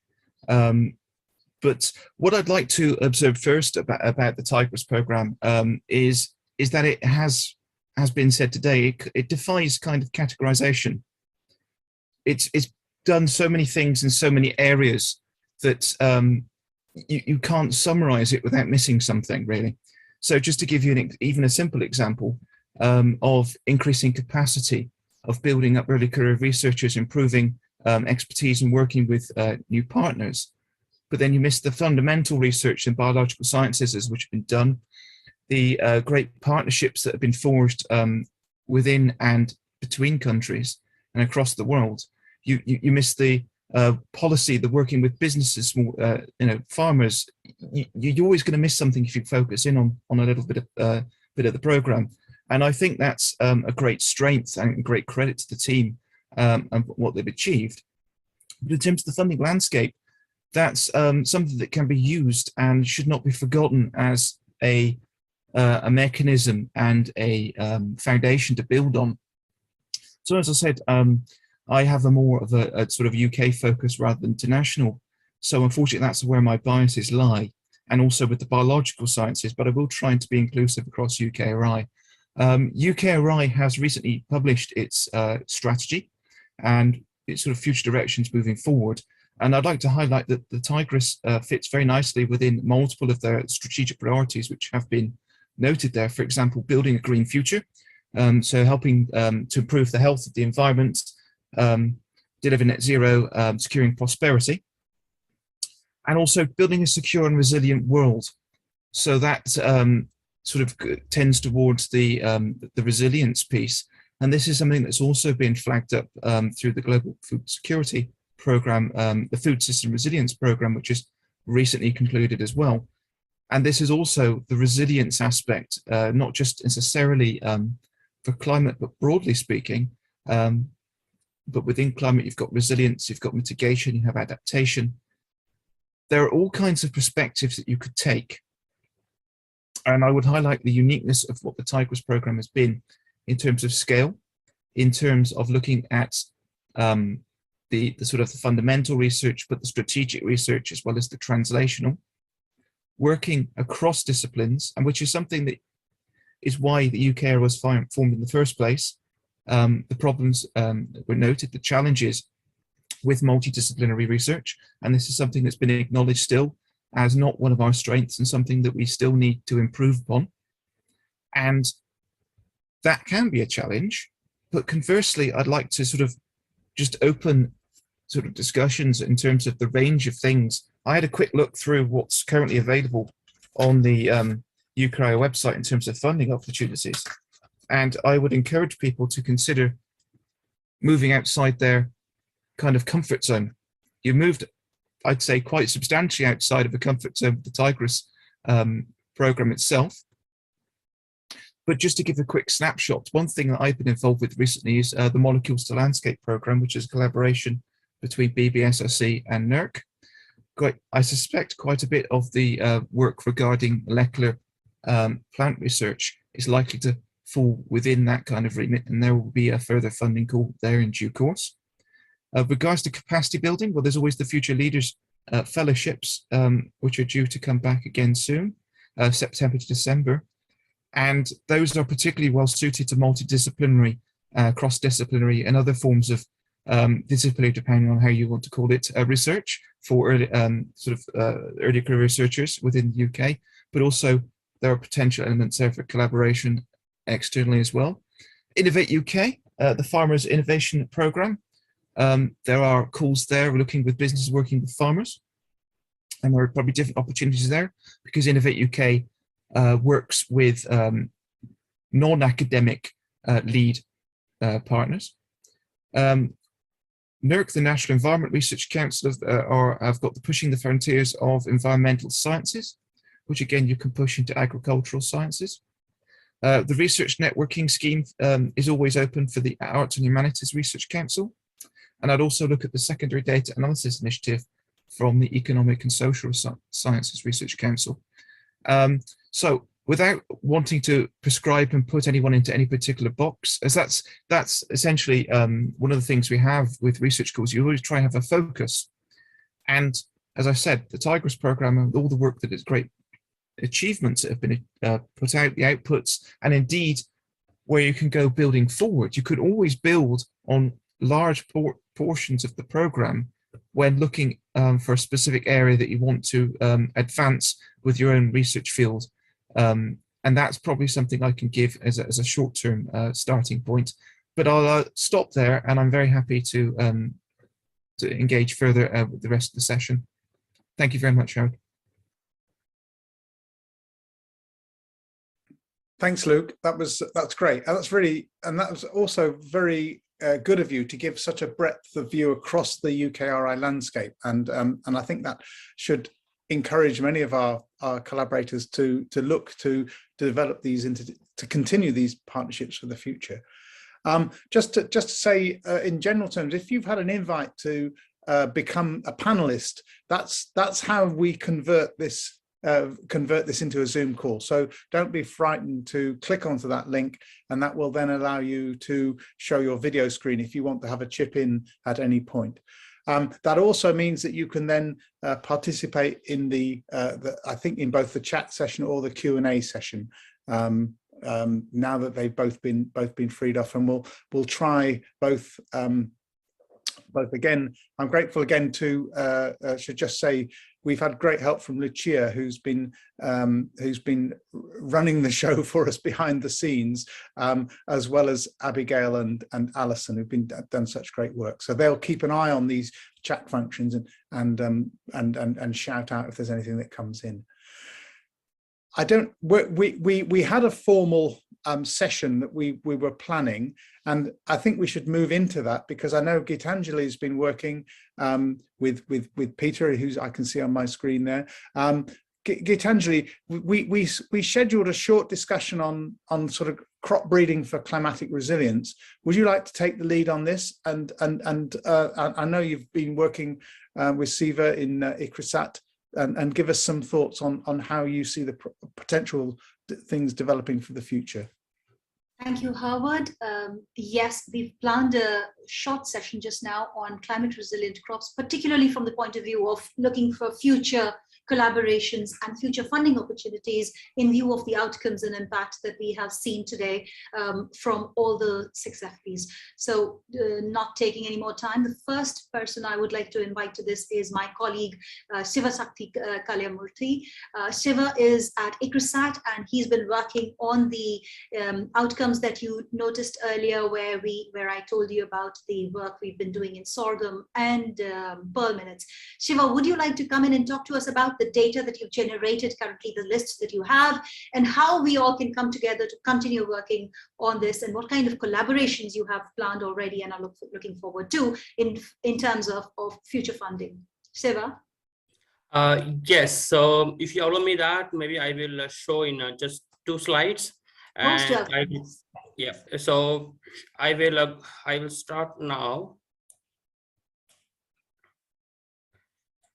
Okay, thanks for the opportunity.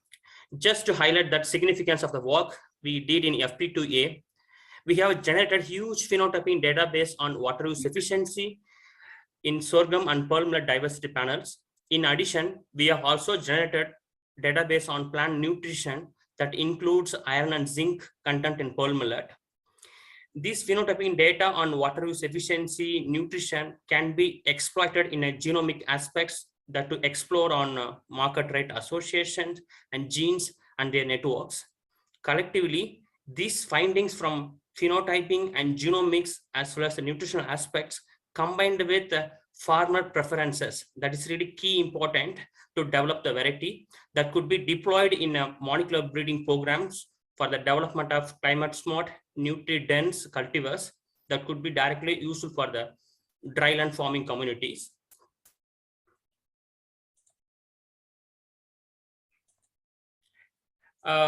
Regarding network and collaborations, we have partners from different backgrounds. Our current partners include researchers from ICRISAT that include genome biologists as well as breeders. Also, we had partners from national systems, breeders from Indian Institute of Millet Research Institutes, genomists from NIPGR, Dr. Gitanjali Yadav, and we have international collaborators that includes NIAB and University of Essex and Czech University of Life Science, and University of Leeds. Also, we collaborate with several NGOs and other government bodies and farmers from Telangana and villages. In addition, we network with established through TIGR2ESS, facilitator for new collaborations with NIAB on wheat research on climate adaptations. Our collaborations with NIAB and wheat research has been strengthened now. Similar to this, we foresee and expect many more collaborations on crop science in near futures. Thank you, Shiva. This is very helpful, particularly from the point of view, as I was saying earlier also, you know, in FP2 and 3 with with the climate resilience crops and the molecular work that we've done, I find that, you know, ICRISAT, NIAB, together with Rothamsted, we've all made advances in phenotyping, high throughput sequencing, and trait mapping. And, you know, combining that with the work that we, you know, here at NIPGR that we've developed in terms of you know, complex networks and network partitioning, I think we're in a very good position to have new gene discovery. And with this gene discovery, as I was just thinking, we can integrate with genome editing, hastening targets, you know, finding the right targets for new varieties. So I think we're in a very good position going forwards, and our listeners would have, can now see the kind of collaborations we have, the kind of data we have currently. So thanks, Shiva. I would now request Eric Ober to please come in. Eric, are you online, and would you like to maybe give us a few minutes of your vision and thoughts for future developments and partnerships in crop science research based on, of course, the impact and the outcome you have seen today? Eric? Sure. Yeah. Thank you very much. Can you hear me? Yes, yes, perfectly. Yeah, there's so many things to really echo what people have already said during our meeting today.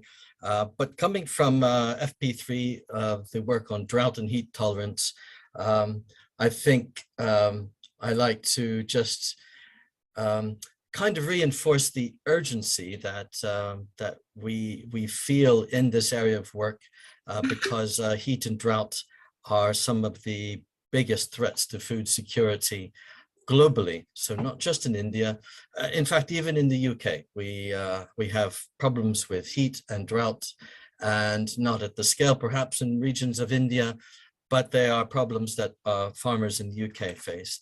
And I think one of the things that TIGR2ESS and this work can do is help combat some of the climate despair that young people often feel.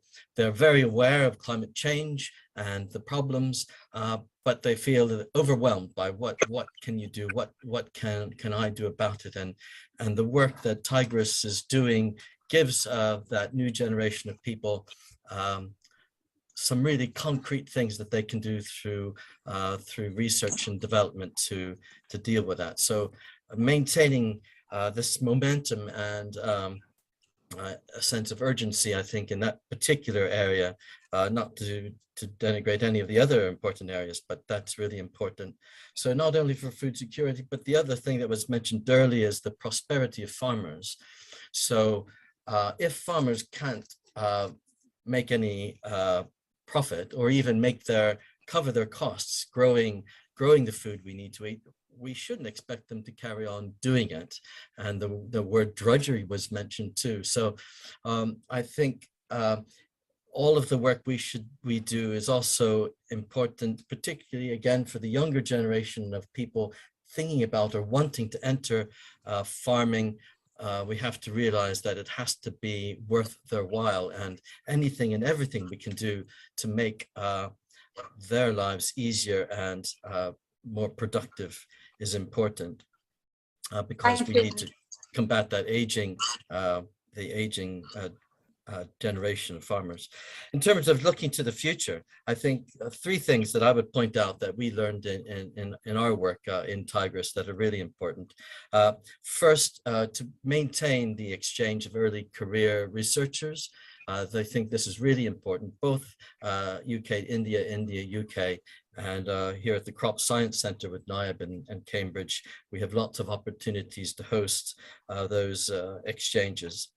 Another thing is germplasm exchange. So we are developing lines, discovering lines of materials of different crops, and but they're not really necessarily material that breeders can use in their practical breeding programs. So they need the further development, and some of that is work that we do, and also at PAU is in pre-breeding. So developing those lines, getting them to the point where breeders can actually begin using them. So not just wheat, but also some of the other underutilized crops like millet and some of the pulses, lentil, chickpea, pigeon pea, that need more attention, particularly in this pre-breeding effort, getting novel material to the point where breeders can begin working with them. And finally, I think the thing to emphasize through all of this that Professor Smith also mentioned earlier is the translation of the science to practice. So I think this is really important in this cross-disciplinary kind of environment where the emphasis is on not just publishing a paper, but making sure in some way or another that those outputs can get to the farmer in his or her field. Just the other thing I forgot to mention with this exchange of young researchers, that one thing I think that's been really critical and should be part of every kind of training is the ability to communicate your science across disciplines. So it's been really challenging to talk about plant science to archaeologists and sociologists and vice versa. But for this to really work in a whole systematic way, we need to learn what language to use, how to communicate that in a way that is actually meaningful to people across the other disciplines. So I would really like to see that kind of element come forth in future projects, even if we don't have a big project like this one, but any small efforts keep the work going. Thank you. Thank you, Eric. That was brilliant. And I completely agree with all of the points that you raised, particularly about those of us who are doing science to get out of the labs and be able to, engage with society, capacity building, engaging youth. On that note, I would like to invite my colleague and collaborator, Peter Murray-Rust at the Department of Chemistry, Cambridge University, for some of the outreach and engagement work that we've been doing in this program over the last 5 years. Before I bring in Peter, I would just like to say thank you, a big thank you to Anne Ferguson-Smith, the Pro-Vice Chancellor, remembered my name. No, she didn't just remember my name, she pronounced it correctly. No, she didn't just pronounce it correctly. She appreciated me to the extent of saying that, this is how research should be done, not just with the biology that we are doing, but being able to go out and do something more by talking to public and being able to tell them what we are doing and why we are doing it. And what you've done today, and you're not well, and for you to have said this, you've achieved one thing, and that is that I am tied for life to this kind of life. And I'm going to continue the work that you have appreciated so much today. So thank you for overwhelming me today. But to you, Peter, over to you, Peter. Thank you very much, Gitanjali. The slides are being shown by Shweta Hegde, who you'll see in a minute. I've known Gita for 8 years, 5 of them in Cambridge and then afterwards online. And what I'm going to talk about is what's emerged from what was sparked off by the TIGR2ESS program 3 years ago in Delhi. Next slide, please. Right. No, sorry, the TIGR2ESS slide. Gita asked us to run a one-day workshop on knowledge mining, getting science out of the whole literature.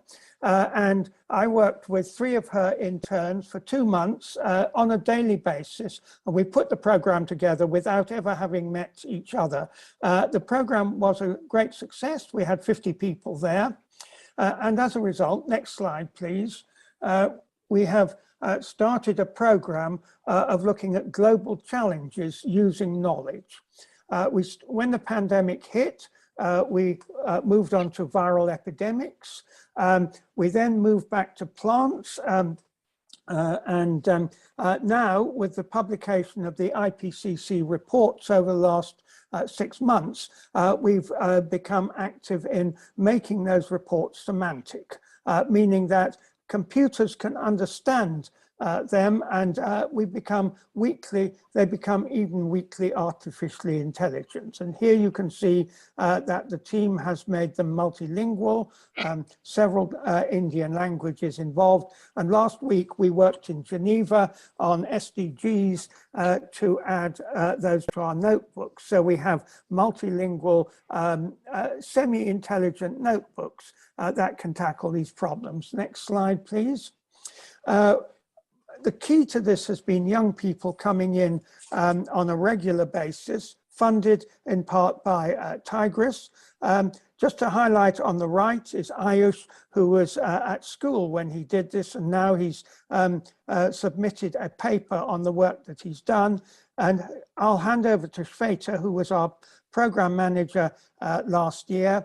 Shweta, take it from here. Thanks, Peter. Like Peter said, I managed the project for a couple of months last year.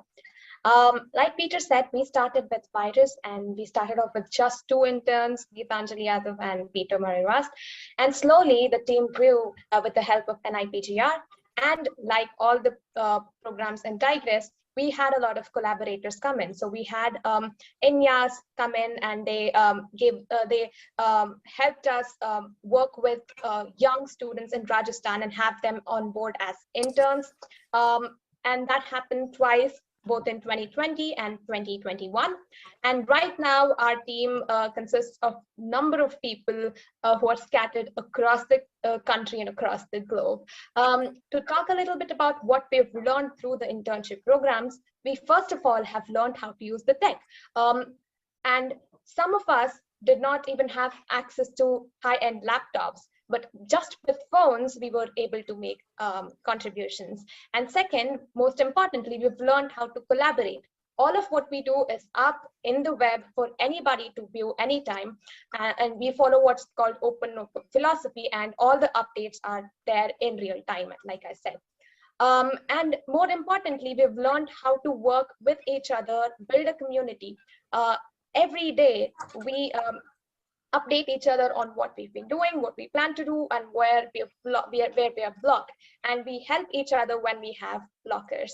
And that brings us to what the future holds, is that we would really, really love to reach out to the world with the tech we've been developing. And like Peter said, we've been part of many hackathons, and we would like to have more young people come in, develop tech to liberate knowledge about global challenges, and in the process, learn the skills that we need to tackle global challenges like coding, being a part of community, collaboration, and so on. With that, I would like to end the presentation. I'm really grateful to Dr. Peter Murray-Rust and Dr. Gitanjali Yadav for the opportunity. It's really great. I'm really privileged to be a part of the program. Thank you, everybody. Thank you so much, Shweta, and thank you, Peter.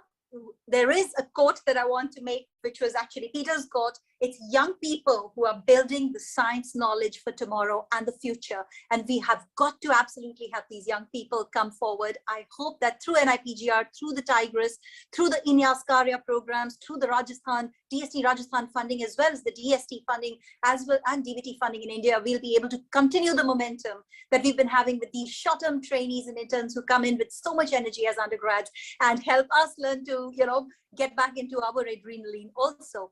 With that, Shweta, can I now ask, can I request Rakesh Srivastava to give us a few ideas about where he sees the collaboration of TIGR2ESS will go forward? Rakesh, please do try and focus on the funding aspect. Where are we looking for funds now? As Luke has mentioned, and as I hope Dr. Mishra, one of the senior advisors, will come in after you. Rakesh, what's your views on the way we look, the way we are seeing climate resilient crop research being funded going forwards from here at the India-UK interface? Rakesh.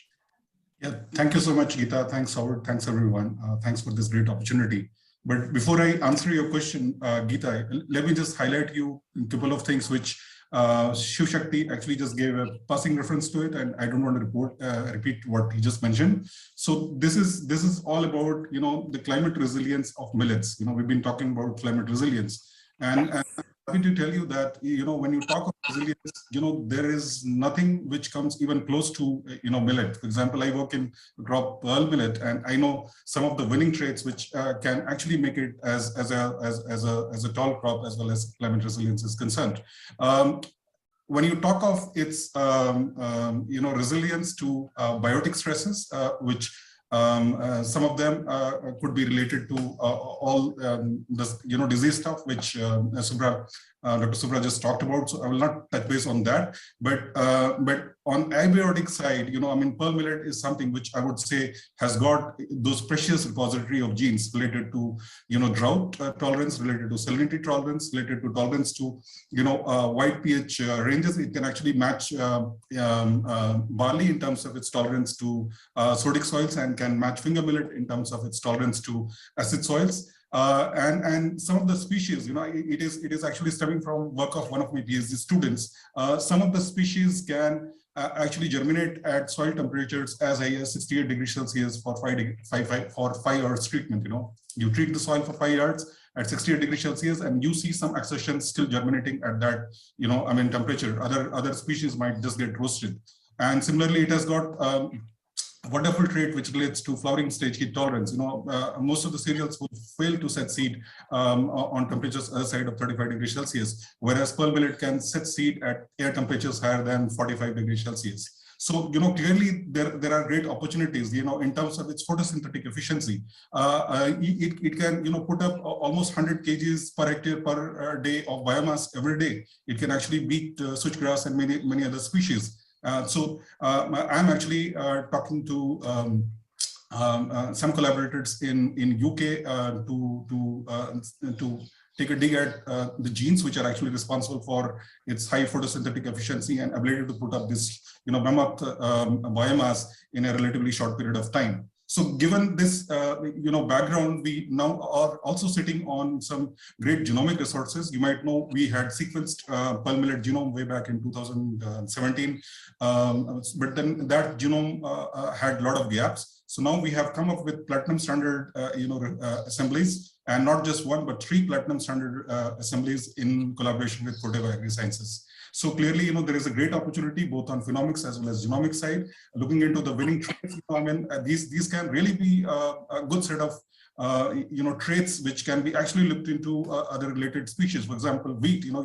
We all know how much wheat is suffering due to its susceptibility to heat.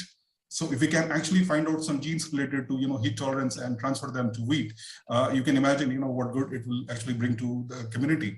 So keeping all these things in place, I think we can narrow down. Obviously, all these traits cannot fly together. So I think with help of Geeta, you and Howard, we can actually narrow down a few traits, and we can actually target some of the donors, because 2023 is going to be International Year of Millets. So I'm sure Government of India would be more than keen to fund pearl millet and other millets as well. So we can actually and find out these prospective donors which can actually help us carry forward the research we've been doing. So this was only on the resilience part, but then millets are also known to be pretty nutritious. Somebody talked about low glycemic index. So we have a project which just got concluded, funded by BBSRC, wherein we looked into some of the millet species which were low on glycemic index. So millets are low in glycemic index. They're anti-diabetic, anti-hypertensive, thanks to all the polyphenols and other goodness they have, apart from the great concentration of iron, zinc, and other micronutrients. So it is actually good for you, good for the planet, and also good for farmers. So it is all up to us to join hands together and work on this wonderful species and try to get some project together. Thank you. Absolutely, Rakesh, you're absolutely right. We need to work together, and we need to join strengths and find funding. On the point of funding, you absolutely are correct. Again, this is the International Year of Millets coming up next in the ACAM year also, which is the 75th year of Indian independence. And I think we can look forward to garnering funds for climate smart crops. And with that, as my last input, I would like to invite the equivalent, I should say, of Luke Williams in India, Dr. Sanjay Mishra, who's a senior advisor in the DBT, and he has previously been associated with TIGR2ESS because he was the one who funded the Women in AI effort that we did, the Vividya that we did in 2020. Dr. Mishra, would you like to come in and talk to us about how you feel about the TIGR2ESS program, having listened to all our inputs, outputs and impacts, and where you see us going forwards, and what opportunities there might be from the point of view of being a funder yourself? Dr. Sanjay Mishra. Okay, thank you, Gitanjali, for giving me opportunity to share my views and also to listen the whole journey of this program, TIGR2ESS, right from the beginning. Because I must admit that I'm a new person. I was not associated directly with the TIGR2ESS program. Now, first of all, I would like to point out that although I was a part of a funding body in Department of Science and Technology, I was beneficiary of the TIGR2ESS program in very indirect way. This is very, very amusing because in Department of Science and Technology, I was heading the Women in Science programs, and where I talked to the Gitanjali because I was looking forward for a 1-week training program for the early career researchers, women scientists, who could be hands-on training on artificial intelligence and machine learning. And that is where my partnership started. And I was not aware of what Gitanjali has got the under the TIGR2ESS program. So we developed a program which was co-funded by the Department of Science and Technology. And I think this is another interesting point for the the members of the TIGR2ESS program, and also that the program was envisaged to have early career PhD students. However, there were at least 3 or 4 full professors, and at least there was 1 vice chancellor who herself came and attended all 6 days program for artificial intelligence and machine learning. So that was the beauty of the program, where you find the vice chancellor and professor having the basics of AI and ML. So thank you, TIGR2ESS program, for helping the women scientists program of the Department of Science and Technology, which I was heading early. So that is my, thanks a lot. Now, having listened all the the stories, the remarkable journey which the TIGR2ESS program has already achieved in the phase 1, I would like to just point out, I won't take much time because already I think we are overshooting time. So just 2 or 3 points. Number 1, I myself have been working in funding body from last 10 years, and I haven't seen, I can't remember where I can have a component with the pure science along with the social science, where we have a kind of the archaeology and the gender perspective, all ingredients into one. So I will say, well done, well thought, and please keep it up, this kind of spirit, because I think it's a kind of a role model. I look from a program perspective that as a scientist, as funding body, we need to open the boundaries of rigid science, physical science, biological sciences, to include and embrace the other aspects of the knowledge and branches of the knowledge to serve the society. So that's the one message which I am getting. Thank you, and I would like to continue the same spirit. Number 2, I think people were asking about the future funding, and I'm sure I'm aware of the situation which has changed in UK and also partly in India also. Nevertheless, we should open all the doors. We should try all the doors to continue the good work, especially the networking, the people, not only the people to people, but also the institution to institution. With the UK and Indian, they have come together. So this momentum needs to be built up and continued in one way or other way. It doesn't matter from where the funding comes, whether it comes from the X, Y, Z, doesn't matter.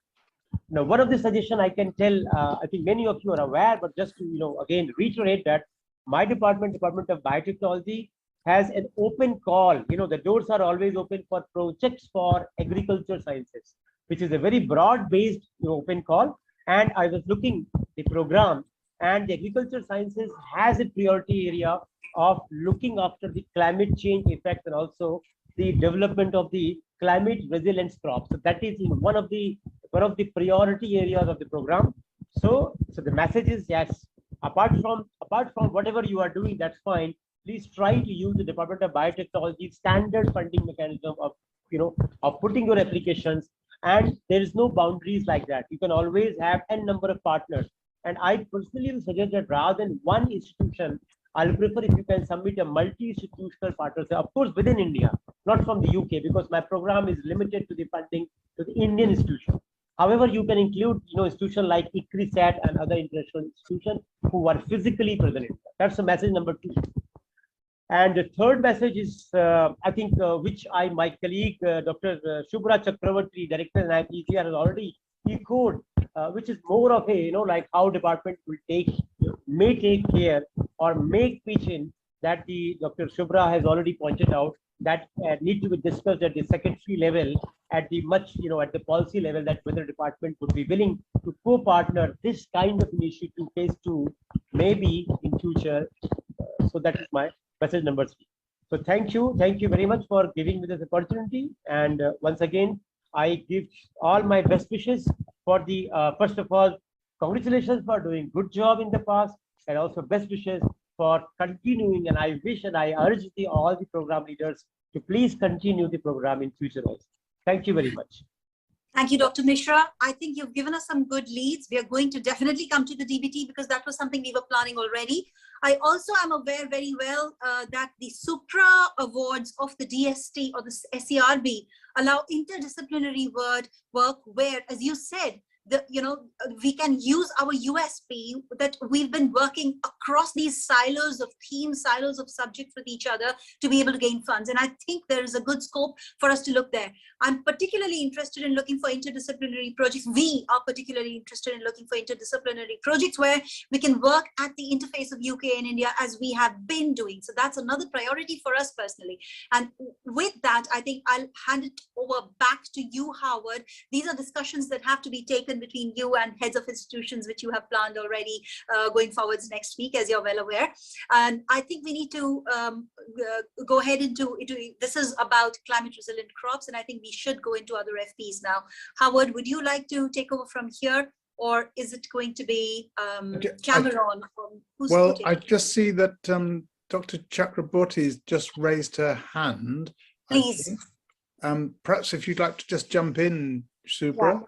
Just one point, because I saw Dr. Mishra, and therefore I thought that I should take this moment and utilize this moment. So Dr. Mishra, we all are in debt to the DBT and DST for the national funding, and what you said, we really appreciate that. Without DBT and DST support, none of us would have done any of our work. So thanks for that. But in this platform, actually, before I came here, I had a talk to Secretary DBT already, and next full week I'm visiting many of the UK universities while I am in UK right now. So in that case, I would urge to you that please look into the possibility of a second Indo-UK program from the platform of DBT, and your earlier, knowing of DST or SCRB people. So we really need your support, and this is my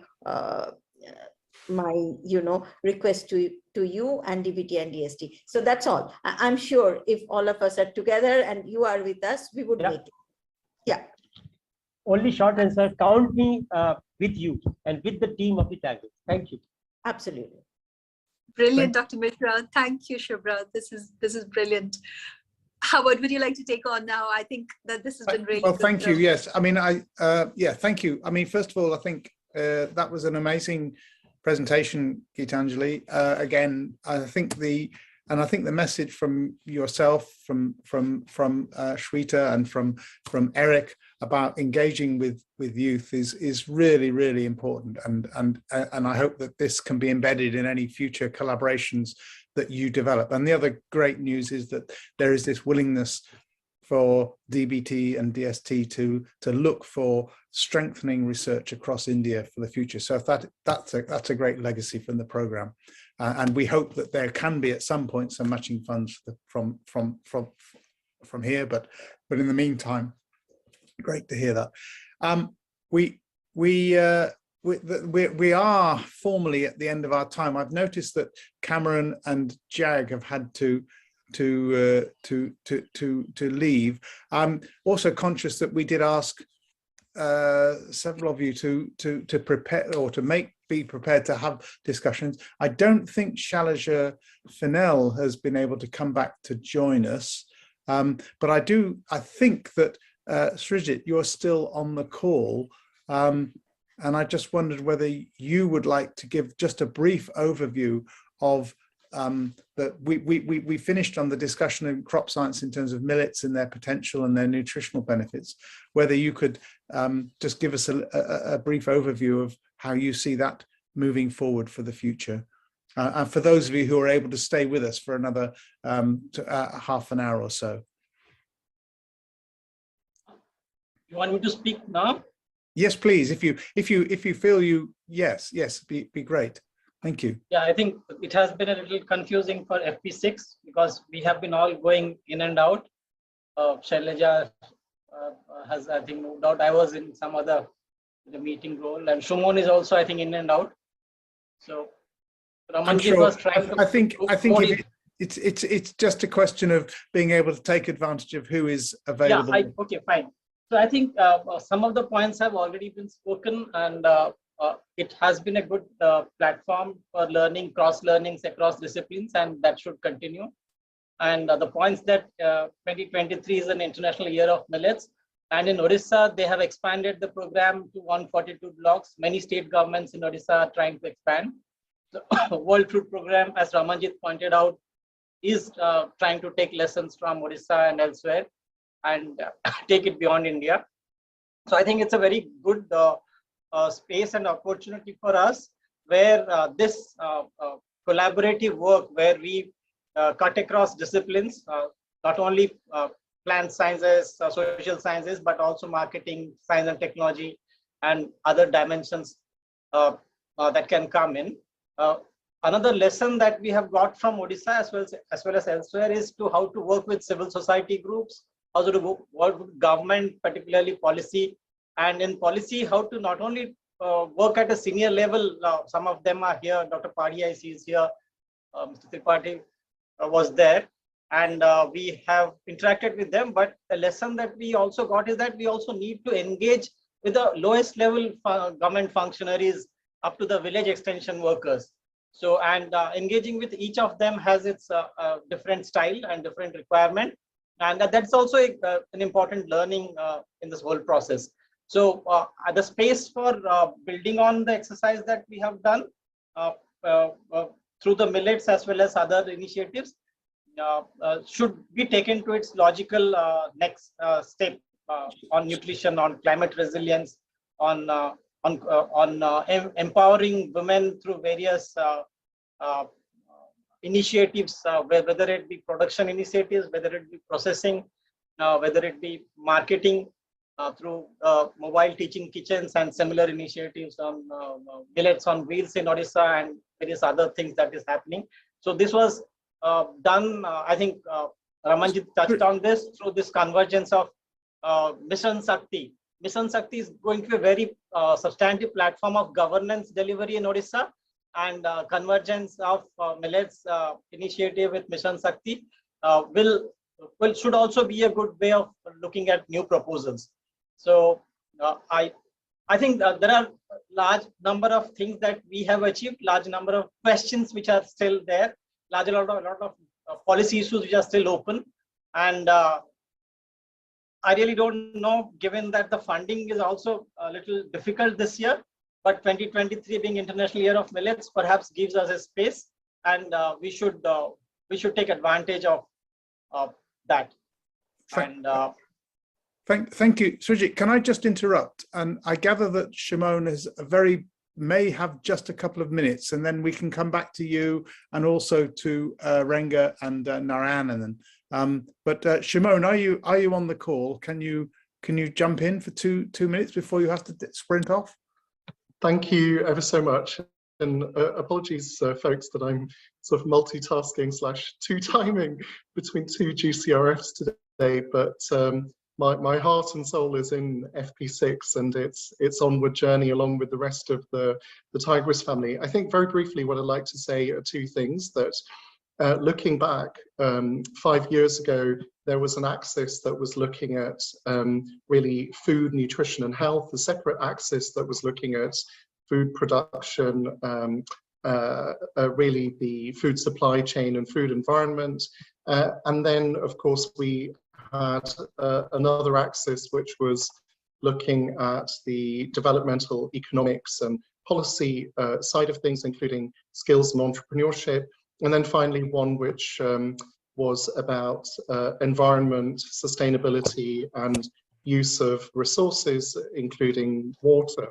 And what I've seen, happen, I would say that's nothing short of magic, really, but underpinned by immense hard and smart work of many, is the coming together of these 4 dimensions in FP6, drawing from the other FPs in the program.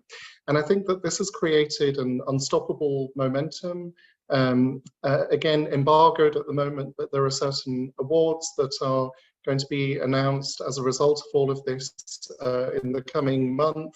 There have been offshoot donor-led pieces of grant funding that have sustained some aspects of FP6, and a very promising set of conversations due to take place, particularly in the United States in the month of August, looking at their funding access into the Global South.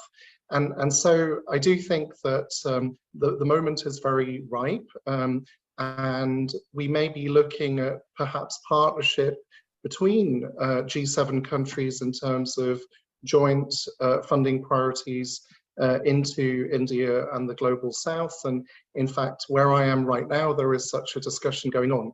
So I'll leave it at that and just sort of spice this discussion with that suspense. But just to say an unreserved and huge thank you, Howard, to you, to all of the TIGR2ESS family, and to hundreds of people who've actually been involved behind the scenes. And no matter which route this takes, I think it's inevitable that there will be further work from all of this and really continued legacy of impact. So I'll keep it high level and leave it there, but all other FP6 colleagues are very well prepped to go into some of the nuances, and thank you again.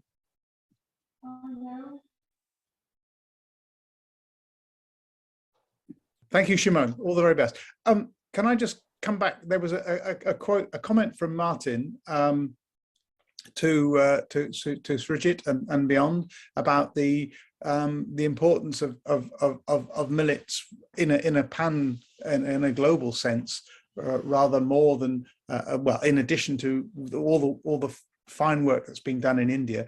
Srijit, have you seen that comment? Could you pick up on that? Or Martin, would you like to come in on that? Yeah, let Martin go ahead. That's a very good point, and I think. Yeah, thanks, Srijit. I mean, it's really exciting, the work that's been done in TIGR2ESS, and I'm in awe of listening to Rakesh and others this morning. That was really great. But I mean, it's so interesting what's going on in China with panicum and Citeria. And it's obviously, I don't know so much about the sub-Saharan African ones, where there's a whole range of millets. But because China is a different context, there's a lot to learn from a conversation between the Indian context and the Chinese context, and a lot of Chinese colleagues working on it. And if one could find the same sort of thing in Africa, where there are so many millets, and of course, some of the millet, I mean, a number of the millets in use in India are ultimately from China and Africa. So it would just be such an interesting conversation. And I just wondered whether that was on other people's minds in terms of taking it forward. And I picked up that you mentioned, Srijit, that we've got to be global. And so that's why I pointed to you. Thanks, Martin. I recall your paper where you bring in how the trade routes were also the routes of exchange of millet and other grain species. And that was the revelation. And I think that such kind of work also needs to be taken forward in a contemporary, borrowing from our history, archaeological findings into the contemporary things, because exchange of knowledge is particularly in terms of the grains and the species and how they are agroecologically sustainable can also be another dimension. I'm told that parts of Odisha have heavy rainfall, particularly in the tribal areas. So it's difficult to have archaeological remains and studies to be done as extensively as you have done in the northern Gangetic plains and the Himalayas and the Chinese things. So, but could there be other methods of how one can explore in these areas of possible work? Yeah, I think so. And also, I mean, the work that Cameron's team have done have really opened the way there. And I think part of the thing I was thinking, I wasn't just thinking about archaeology, I was thinking about also the crop scientists and so forth in different countries, and just having, and also everything about the local communities. I mean, when we've worked with Chinese millets, we've engaged with local communities there and farming communities, and it just strikes me that the different social context in North China and in India would make for a really informative conversation. So I just think, you know, one could build you could certainly build a cluster of cross-disciplinary folks looking at Chinese millets and a cross-disciplinary group of folks looking at Indian millets. I have to admit, I don't know enough about the infrastructure of Africa to know how difficult that would be to set up. But I just think that would be an interesting conversation, and one that could happen in many disciplines, not just one or two of the disciplines within our work.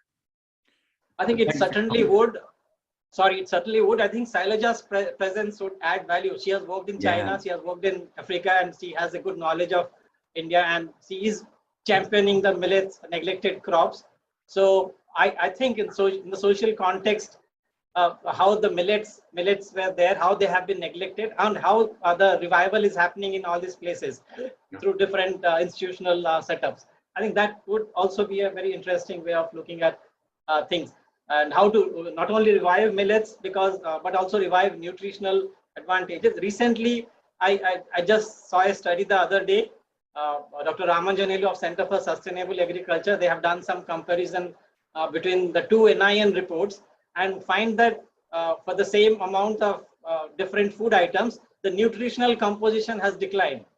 So which is a warning signal in a different sense. But I think going back to sustainable agriculture, going back to practices where soil health is as important, is very important for nutrient content in the grains or in the food that we eat. Yes, I think this opportunity that TIGR2ESS has given of bringing in different sciences and trying to collaborate. One thing perhaps the pandemic took away from us is that we could not exchange, the cross-learning across disciplines could not happen as much as we thought. And that should also be a second step. But while doing that second step, let us strengthen the kind of policy initiatives in Odisha, in Punjab, and elsewhere, rightly in China and Africa and other places. So, and I think we should move fast, because 2023 is just 6 months away, and that is what is bothering. Like we have so much with us, but how do we get funding? How do we get going and keep the momentum that we have just built? Thanks very much. Thank you both. Can I just bring in Aravinda Paddy from ICRISAT, who put a little note in the chat and would like just to add into this discussion about millets, I think. Thank you, Professor Griffiths, for this opportunity, and great work. Kudos to the entire team. I'd just like to speak two short points on the millets that Professor Sijit Mishra and Martin just told. On the millets, the number one concern is that millets used to be consumed by the tribals and the poor, and it is very nutritious, as we all know, but now it is going from the menu of the poor and the tribals, and it is getting into the plates of the urban consumers, mainly the upper stratum of the society. That's a very big policy worry. Number two, on the science side, I would just like to say that the advocacy and communication from the research system, whether it is ICAR or the CSIR, is extremely pathetically poor in our country, in India. So how do we kind of create this communication of the good research products to the policy space will be very important. And just for the information of the audience, I am a civil servant, and I'm going back to the state of Odisha next month. I'm finishing my term with ICRISAT as its country director. So I'd be very happy to collaborate with many of you who are willing to help our state in science-led agriculture development. Thank you so much. Thank you, Aravinda.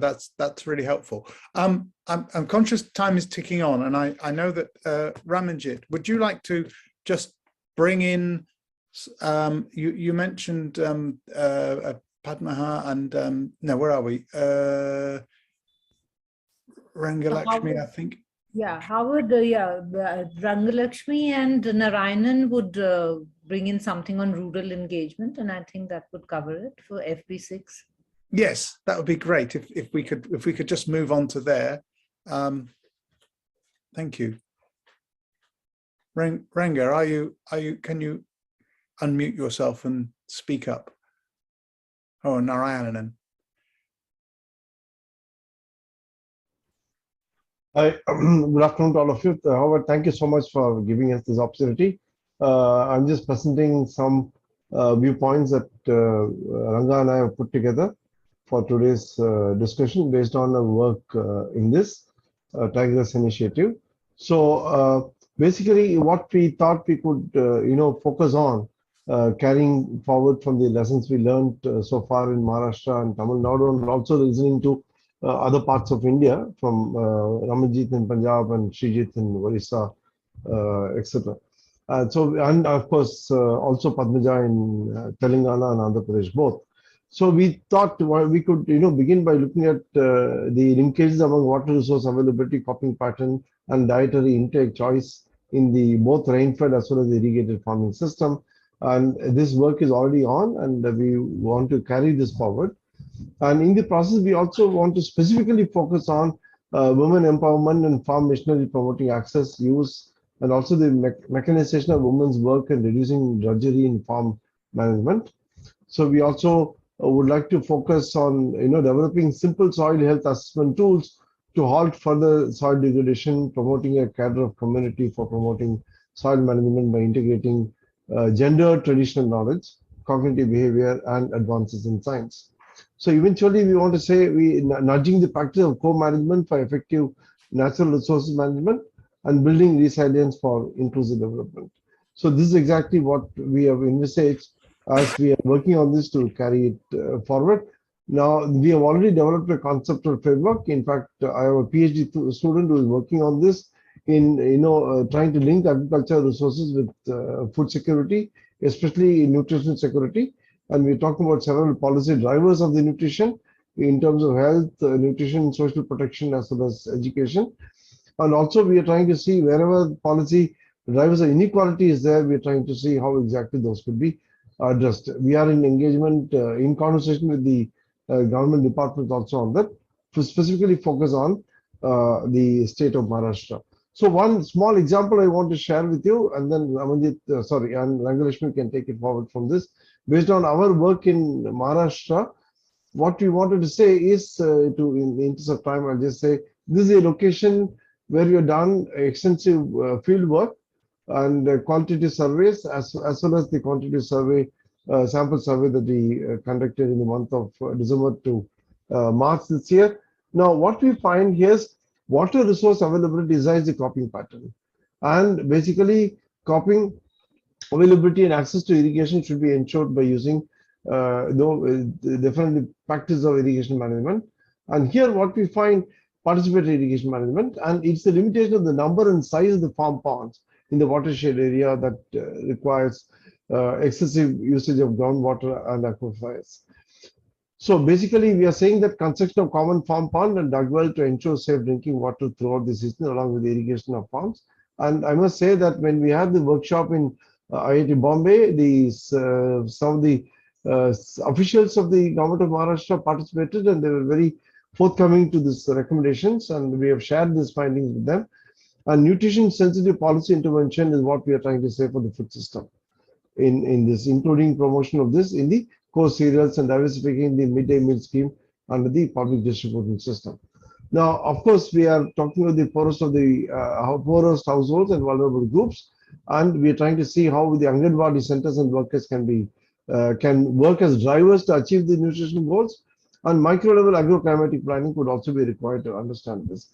But to take it a little further from here, we thought the rural developed areas of Maharashtra have immense potential to develop as tourism hotspots. So ecotourism is coming in it's going on in a small way, but we want to advocate in a very big way, and the government is really ready to do that. And here, educating villages about the hospitality, promoting publicity about ecotourism, and increasing awareness of its potential will definitely give them alternative source of livelihood, so that they don't depend only on the agriculture for their survival. And also, we are working closely with the NGOs to set up this farmer producer organization. So organic crops like kodo, barnyard, foxtail, and little millet and indigenous varieties of rice, which are being grown in the villages, are marketed locally by NGOs. Now, I have a student who is now documenting all the indigenous varieties of rice grown for over centuries, and then how it's sustainable and economically feasible for them to continue to grow them, and which is also ecologically friendly and nutritionally rich, and but a little expensive as on date. So trying to see how exactly they could be scaled up to ensure market access for people. So there are, and of course we are also promoting, we would like to carry forward a research on production and marketing of value-added products from local inputs. This is where women empowerment can take place very well in these tribal regions. So FPO formation is very crucial, and we can also help them to reduce the wastage of perishable produce. So that's why we think it's getting them correct price and timely intervention could be very useful. So thank you so much. We will look forward to continue to research and collaborate on this. Rangalakshmi, you want to add on to this? Yeah, thank you very much. Yeah, through this TIGR2ESS deep dive research under FP1 and FP6, we could able to understand the social, ecological, and political economy aspects of the technology adoption as well as agriculture production. Specifically, our team worked on coastal agriculture, hilly ecosystem, semi-arid ecosystem. So diverse ecosystems, we pooled the knowledge, synthesized our learnings on these lines. So specifically, we focused on the factors which are promoting the land degradation, then youth and farm parents' aspirations, migration and gender relations, FPOs, then including the climatic parameters like sea level rise and its impacts, including the soil health. So diverse aspects we could able to cover through this deep dive research. So with that, now we are moving into a kind of an applied aspects. In the applied aspects, we are collaborating with the institutions and the government policies which are available to make a change at the local level. One example I could quote is reducing the soil salinity by accessing the existing schemes of the government, to quote this MGNREGS schemes. Under these schemes, there are 262 works which are available and which can be properly used to improve the soil health aspects. So similar events we are approaching, and we are in the process of exploring opportunities to build the learnings into a kind of a next level of application to improve the ecological functions as well as the livelihoods of the communities. And at the same time, we under FP6, we worked on the nutrition aspects, especially capacity building. We have developed a quick curriculum with the support of IGNOU, basically a kind of a creative communication and sustainable development vis-a-vis the nutrition. So in the next phase, we would like to scale up the capacity building programs with diverse stakeholders using that curriculum, and the curriculum is also being translated in Hindi. So soon it will be released. So similar aspects will help us to create a cadre of people at the local level to bring the change. And to move forward, we would like to collaborate with agencies which support such kind of initiatives to bring their lessons as well as the funding opportunities. Thank you very much. And this 4 years collaboration helped us to expand our partnerships, build the skills, and move forward. Thank you. Thank you very much. Over to you, Howard. Thank you, Ranga. That's great. That's a great endorsement, because that's exactly what we'd hope would arise from these collaborations, meeting new opportunities to collaborate across India. Fantastic. I gather, Shaya, would you like to join us? Shaya, I should just say, Shaya and her team at Vertiver, together with Akriti Banchu, have been absolutely magnificent in helping to deliver the program in a practical sense in India, but also giving us lots of advice about how to shape the program. Shaya, would you like to come in? I hear through the ether that you'd like to make a contribution. Well, thanks very much, Howard. For some reason, my video is not coming on, but in the interest of time, I shall not belabor in me looking for preferences that allow me to do that. So I just wanted to thank you so much, and wanted to just add that whilst a lot of these programs have, there's an academic component, there's a government component, and then there's an NGO component, and there is like, you were very kind to let somebody like us, who was actually a consultancy, in this program, to play a role in actually developing our own capacities, because as a result of the confidence that you helped us develop, we were now able to work on very specific behavior change programs, and we are scaling up our work with SIF, we're scaling up our work in nutrition, and just by dint of being involved, just kind of being very, very eager participants, wanting to contribute so much to the climate conversation, to the conservation conversation. We came in from a very different angle. We weren't able to, directly work on research per se that much on the field, but I just wanted to, for the sake of all the people that are on this group, say that organizations like us can also play a key role in really taking the mandate forwards, because we have perhaps, some of the other skills and sometimes less institutional limitations that allow us to take quick risks and implement. So first and foremost, I just want to extremely give my deep gratitude to you, Howard, for seeing that, enabling that, for that to happen, because you helped build our capacity that we are taking forward to many such projects.